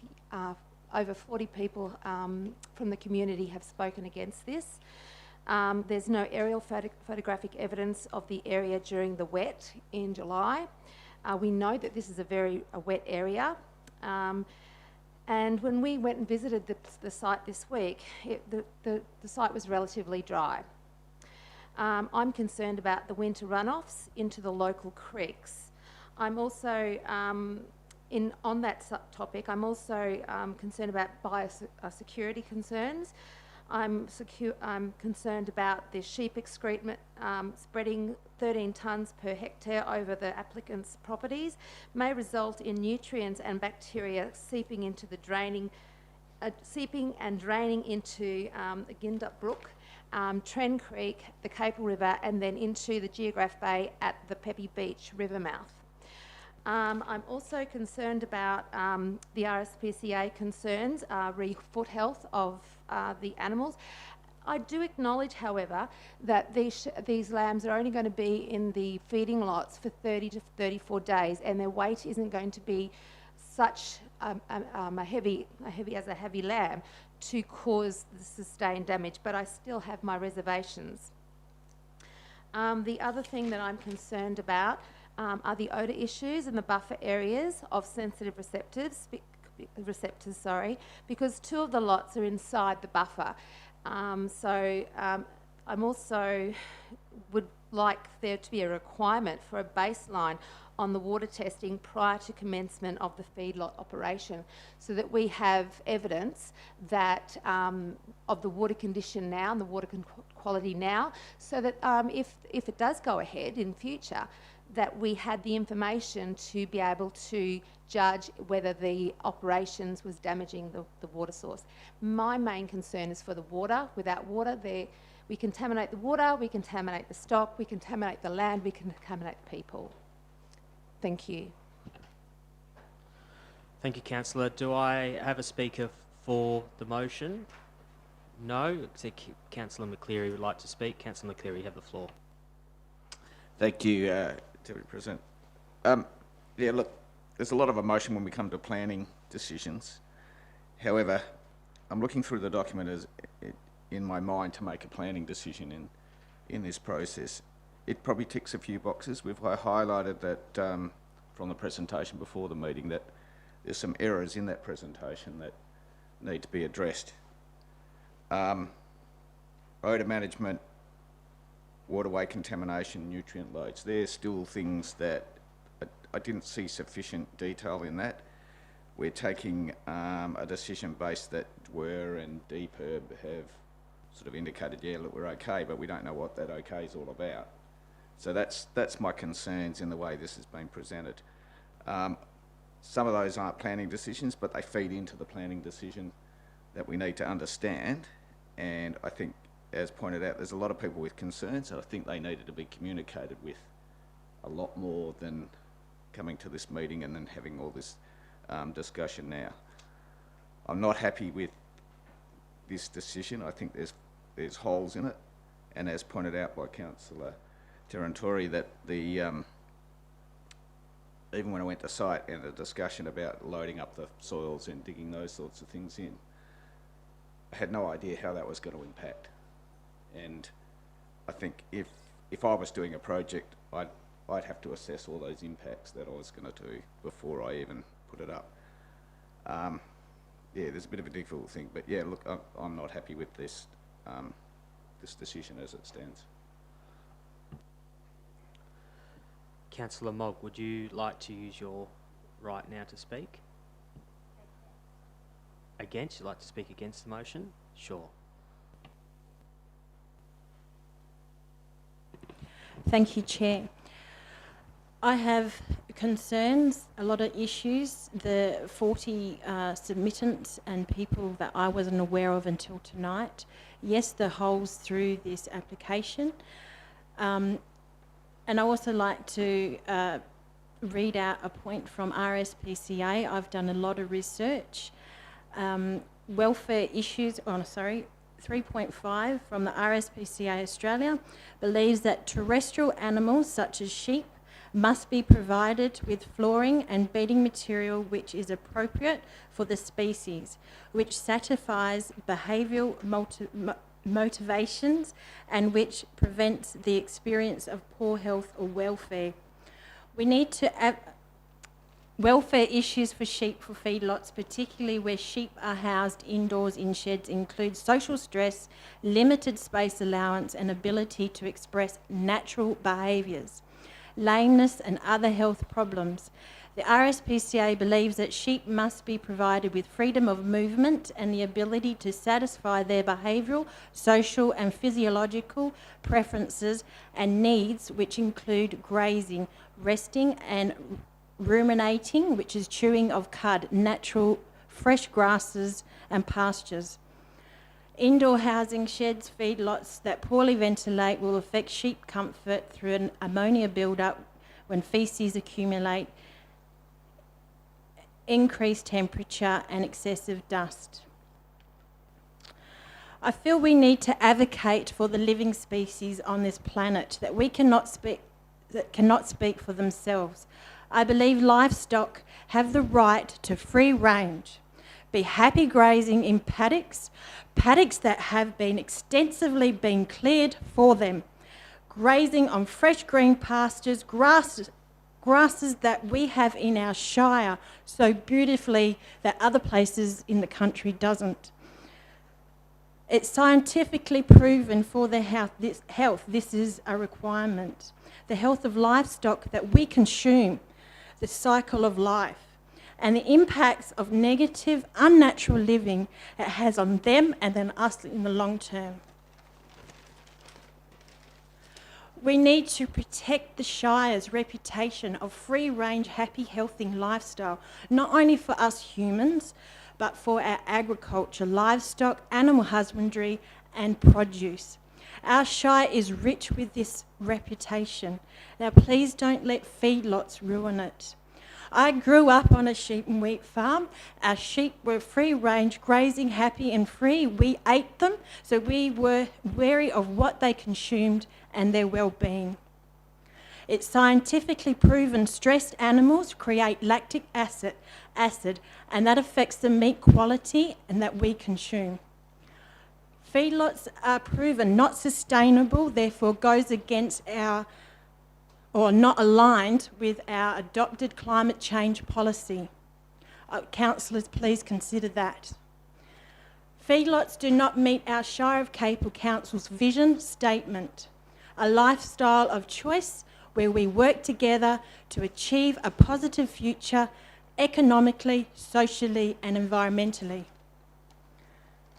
I am concerned and disappointed to hear that the applicant hasn't communicated well with its neighbours.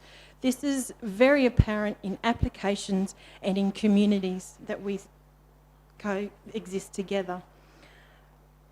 Feedlots, I'm concerned hugely of the high biosecurity risk, disease spread from manure compost heaps by birds, wind and water. I question, yes, who is compensating those who have lost if this goes ahead and gets bigger than goes pear-shaped? Decreased neighbouring property value. I also have a concern if this goes ahead and if this gets bigger. Those affected behind it and around their businesses, their income and their lifestyle. In 2004, yes, a cattle feedlot didn't get approved. Ask why. Why do you think that? And listen to the people of our Shire. And if approved, this opens a door to more feedlots and more bigger biosecurity risk and everything that it entails. Sorry, Councillor Mogg, I'm just going to...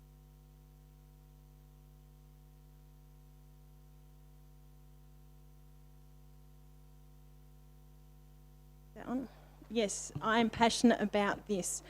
I've watched Dr. Mosley's documentary, and that was in researching into feedlots and sustainability in our human numbers, life on this earth, and it's not sustainable. Thank you. Thank you, Councillor Mogg. Do I have any other speakers? Councillor Dillon. Thank you, Mr. Deputy President. I promise I will not be bonged. I too want to speak against the officer's recommendation with much respect to our senior staff. I can understand from a planning perspective how they've felt this was fine in terms of zonings and all that sort of things. However, the amount of correspondence I've received from Plains people over the course of the last week or so has been quite overwhelming. Very passionate, very sincere, really good people, and I take all their thoughts on board. I too have got some pretty major reservations about, especially about what happens in winter. You know, it's such a waterlogged environment out there, and if they're spreading sheep excrement around the paddocks, first major deluge of the year could be really problematic for a ginnet up and the like. I do have worries about odour. I do have worries about the composting, and I do feel deep down that this sort of operation requires a bigger block. But I would once again like to thank everybody who's contacted me personally over the last week or so in the lead up to debating 14.4, but yeah, I'll be voting against the officer's recommendation. Thank you, Councillor. I think everyone apart from myself has spoken. Councillor Noonan, no, did you wish to speak? Just very briefly, I concur. I concur very much with Councillor Dillon. I thank the senior officers. I think their report is good. I thank the applicant. I was impressed with his obvious care and concern for bringing a state-of-the-art, best practice application to us. I was impressed with that. However, there are, I feel, too many concerns, too many issues that have been already raised, and so I'll be voting against it as well. Thank you, Councillor Noonan. Just to assist, and I'll take the opportunity now to speak, but to assist firstly with the running of the meeting tonight, I will foreshadow an alternative recommendation, and that alternative recommendation is for Council to consider if this motion or recommendation was to fail. And that recommendation is that in accordance with clause 68(2)(c) of the deemed provisions of the Planning and Development Local Planning Schemes Regulation 2015, Council development approval for stock feedlot on lots 3, 801, 802, 803, 771 Lowry Road, the Plains Buoyant be refused for the following reasons. Point number 1, the proposed development is contrary to Schedule 2, Part 9 of the Planning and Development Local Planning Schemes Regulation 2015, Clause, this is going to take a little bit, 67M, as it does not adequately demonstrate the compatibility of the development within its setting in relationship to the development on adjoining lots in terms of the effect of height, bulk and scale of the development. Look, it's actually up on the screen. Do you need me to continue reading it? So that is foreshadowed. Now that recommendation will only come to the table if the current recommendation to approve the development application is failed, and then this will come to the table. I just wanted to foreshadow that because it leaves us in a tricky position if this item does fail, that we obviously need to make a decision at the end of the day, and saying no is not necessarily making a decision of such. We need to give reason. But I'm going to take the opportunity as well just to speak on the item. I guess I feel a very similar way to Councillor Andrew. Now, this is a really hard decision to make as a councillor because, and it's probably one of the very first learning curves that I think any councillor ever goes through, including myself. But we're here to make decisions on planning ground in a quasi-legal system. And we have to sometimes take off that hat, or theoretically Santa's pants if you're Dylan. We have to take off that hat on that thought of, in this situation, you know, we're not here to consider the RSPCA, the animal welfare standards. Sounds cruel, it does, I know, but that's the realisation of what our role is as a councillor. We're making planning decisions tonight. And so, unfortunately, things like amenity, things like the welfare of animals, our view on where our meat or where our food should come from, aren't things that I believe should be allowed I would not allow to come into my decision making in this process. Because of that, I have to look solely at this from a planning perspective, because that's the role that we have been trained and elected to do. That's what this level of government is here to do. I hear that we've had a lot of we have had a lot of submissions from the community, whether they be through the advertising process or whether they be through the last couple of weeks, and we've obviously heard from an independent consultant as well. Where I find holes is actually trying to compare some of those submissions with some of the amendments that have been made.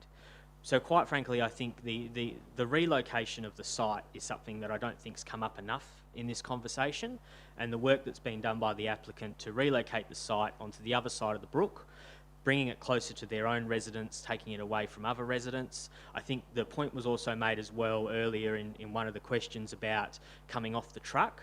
My understanding, and someone nod no if I'm incorrect, CEO, is that because of the relocation, they'll actually be walked from they'll be walked from the induction shed to where the new location is. So I'm getting some positive nods. So I've obviously listened correctly. So some of these issues that are coming up, and I understand there are a lot, and it starts to make these things look like there's holes showing up here and there. But what I've seen over the multitude of documents that have come through from the independent planning consultant as well, is that the staff have addressed all these things. They've provided us feedback on all these issues. Apart from probably what we received this afternoon at about 2:30 or a little bit earlier than that today, I think staff have been incredibly proactive in looking at all of these different things that have come up. We talk about odour, and it says in the report with odour. So the odour modelling has been done off an open feedlot model. So we can expect that the odour measures would actually be significantly less, or would be impacted some way in the difference of having that there. And so, and even in that odour management, or within that odour measurement, we see that it is but in what is considered reasonable. But ultimately, at the end of the day, we have to ask ourselves, do we let people in rural areas continue the farm? And is continuing the farm in a rural area a suitable use? Now, how they may have chosen to run their farm, or how they have chosen to raise their livestock, that's not up to us to decide, I don't think. That's not up to me as a councillor to say that I don't agree with the way that that's been treated. And yeah, there's probably a little bit of a conscience tickle, and you've kind of got to, think about the planning. But look, it's been a really hard journey for me on this particular item because of that. But I do think that what has been presented to us has been addressed over time, and there will always be one or two little thing that tickles in the back of the head. You're wondering, I wish I knew a little bit more about that, or you learn things on the night. But moving forwards, I'm going to support the officer's recommendation. If it fails, obviously there's a foreshadowed motion. I wanted to put that on the table to help council continue having this discussion if they do. But I'm going to leave it there, and I'm going to let the mover close debate. Thank you, Councillor Sciano. I've probably said all that I wanted to say, and I think you've said everything else quite adequately. I'll put the motion to the... Yeah, so just keep your hands up for a few moments. I might even call your names out just so we can get them. So those in favour? So that's just myself and Councillor Andrews. Those against? Councillor Mogg, Councillor Dillon, Councillor Clues, Councillor Noonan, Councillor Terran-Troy, Councillor McCleary. The recommendation has failed. We have a foreshadowed recommendation. So I've technically moved that. And do I have a seconder? Councillor Clues. Councillor Clues seconds.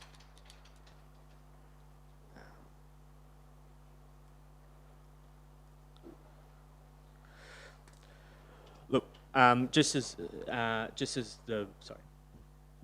So the second is Councillor Clues, myself, the mover. Obviously council has to a degree made a decision, completely respect that. So I'm happy that we have a foreshadowed motion on the table. Happy to support that, as I think that is council's desire. I'll leave it there as the mover. Does the seconder have anything to add? No, thanks. Is there anyone who wishes to speak on the foreshadowed motion? No? Oh, Councillor Terran-Troy. I'm really happy that we've got a foreshadowed motion, so thank you. I'm glad that we've listened to the people. This is important, and this is why we're here. Thank you. All right. Do I have any other speakers on the motion? Councillor McCleary, go for it. Thank you, Mr. Chiano. I agree with the statements that we need to stick to planning decisions, not the emotional things. And I still sit by the decision, or in my mindset, that there's a few holes in the process that came through. And I'd like to see, if it ever came back, and I would like to see that filled up. A lot more communications in these development plans would be good in the process, so that's it. Do I have a speaker against the recommendation? For the sake of efficiency, I will take that as no continuation of the debate. I was the mover. I've got nothing else to add. So I'll put that to the vote. All those in favour? That is carried 6. That's 6 in favour, which is Councillor Terentroy, Councillor McCleary, Councillor Sciano, Councillor Dillon, Councillor Clues and Councillor Noonan. Good. And those against? That is carried 6-2. All right. We can...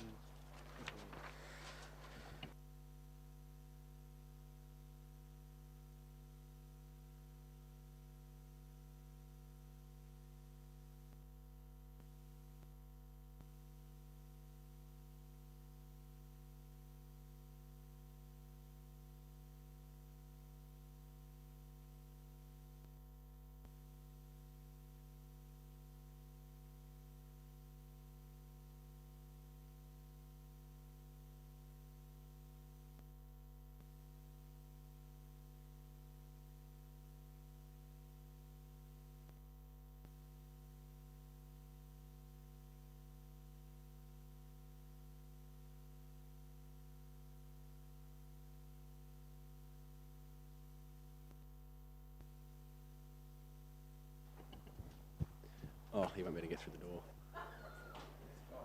You need your fob. Yeah. Do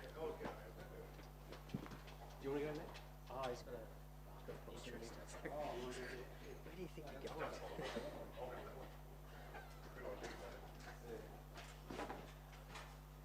All right, item 14.5, tender 2114, reconstruction and widening of Weld Road. Councillor Dillon has declared a proximity interest in the item. Okay, is there a mover for that recommendation? Councillor McCleary, and a seconder, Councillor Clues. Councillor McCleary. Thank you, Mr. President. Welcome back. Look, this item, I had a bit of a talk with the staff beforehand, and it's a good price. It's within budget. I highly recommend it. It'll be good to see this bit of work completed. Councillor Clues. Does anyone want to speak against the recommendation? Speakers for? Any discussion? Councillor McCleary. Have it as read now. All right. I'll put that to the vote. Those in favour? And that is carried unanimous.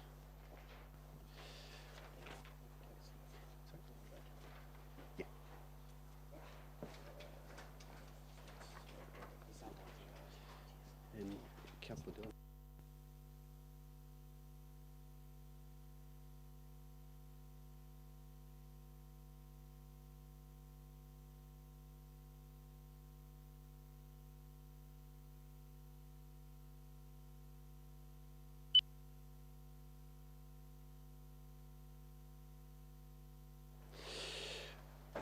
(14.6) Pedestrian underpass in Jalorup as part of the Bunbury Outer Ring Road. Councillor Noonan has declared an impartiality interest. Is there a mover for that recommendation? Councillor Noonan, and a seconder, Councillor Clues. Councillor Noonan. Thank you, Mr. President. I would like to move the officer's recommendation that, number 1, deletion of the proposed pedestrian underpass at Woods Road, Brockway Drive from the design of the proposed Bunbury Outer Ring Road is supported with, number 2, approval for the Chief Executive Officer to enter into negotiations on behalf of the Shire of Capel with the South West Gateway Alliance for redeployment of any savings to alternative proposals that meet similar outcomes is granted. Councillor Clues. Is there speakers against the recommendation? Speakers for? Councillor McCleary. Thank you, Mr. President. Yeah, look, I agree with this recommendation put by the Shire. If we were to finish up with an asset like this, it would have quite an impact on the ongoing forward of our budgets in maintenance cost. It's hard to work out what that cost will be without knowing what the total cost will be, but it'll be working in about 10%, 20% range for asset replacement and maintenance. So that's getting up to 0.5%, 1% of council rate. So it's a good decision that if we can get something that's better, even if it's in the stuff that we're looking for in the long-term financial plan, we're going to get some key funding towards that, that'd be terrific. So yeah, look, I wholeheartedly agree with this recommendation. Thank you, Councillor. Are there any further councillors to speak on the item? Councillor Tarrant-Roy. Thank you, President.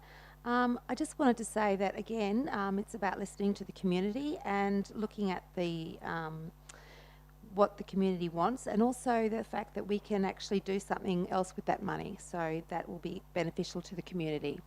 Thank you. Thank you, Councillor. Any other comments? Councillor Noonan, would you like to... Oh, sorry, Councillor Mogg. Thank you, Mr. President. I also approve this motion and officers' recommendation 1 and 2, and understanding completely what the community of Jalorup request. Thank you. Thank you. Are there any further comments? Councillor Noonan, would you like to close debate, please? Thank you, Mr. President. The first point, the deletion of the proposed pedestrian underpass, really we are getting rid of probably one of the biggest white elephants that the state government has ever proposed. And I think that a sensible redeployment of those funds to other projects is absolutely a no-brainer. The really important part, the key part of this motion is in fact point 2.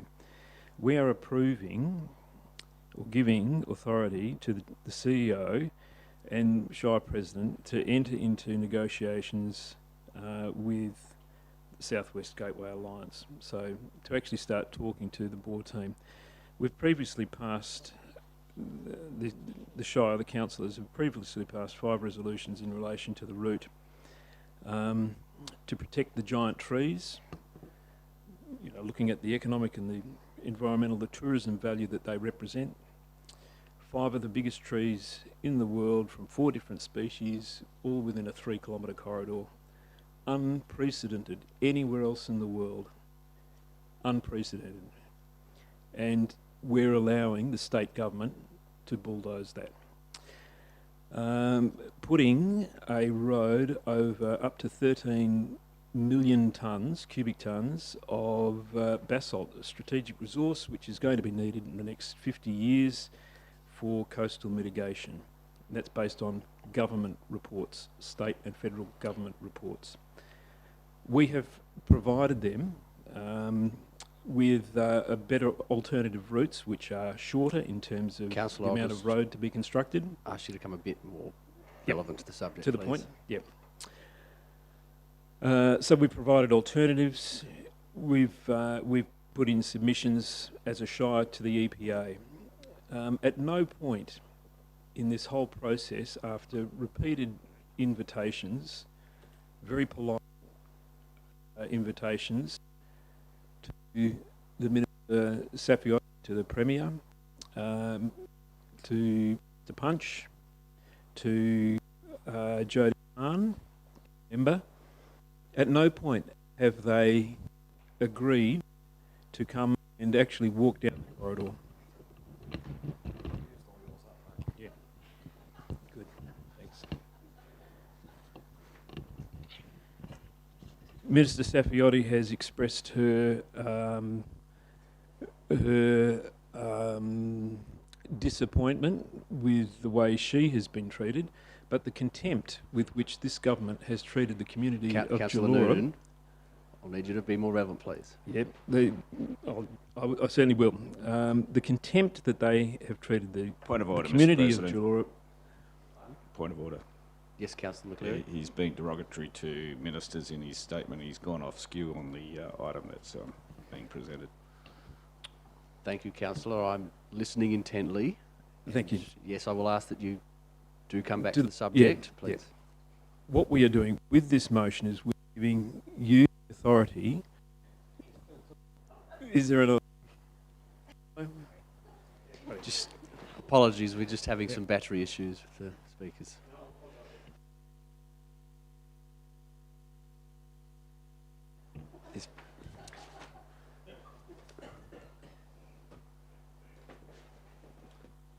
I think if anyone ever was wondering whether the state government is monitoring or watching our discussions, I think there's evidence.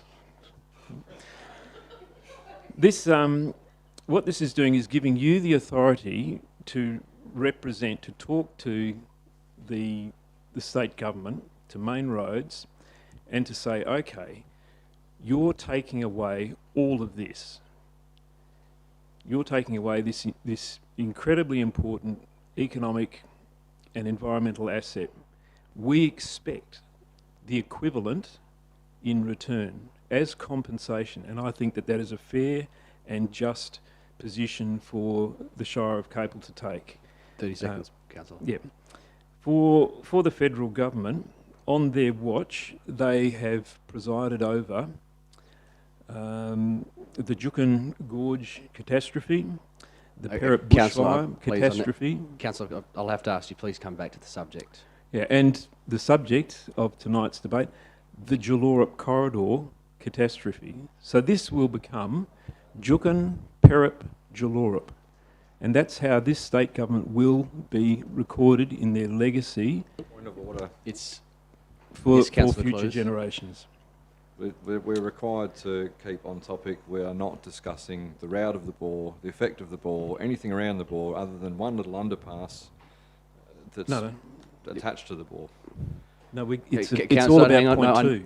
Councillor Noonan, I need to rule on the order, please. Yep. I've been fairly lenient. You've given a bit of latitude. And I appreciate that. But your time is pretty well expired. Yep. Unless you request an extension to that, I'll give you 15 seconds to sum it up, but please be on the topic, which is the underpass.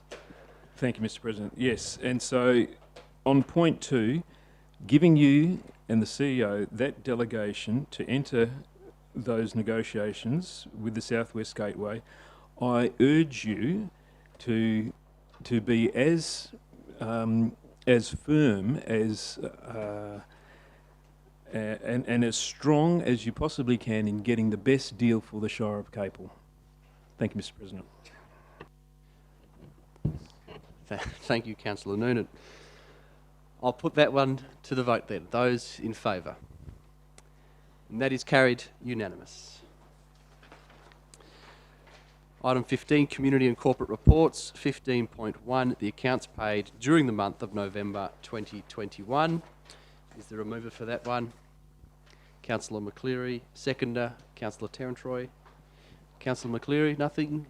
Councillor Tarantroy, any comment from the table?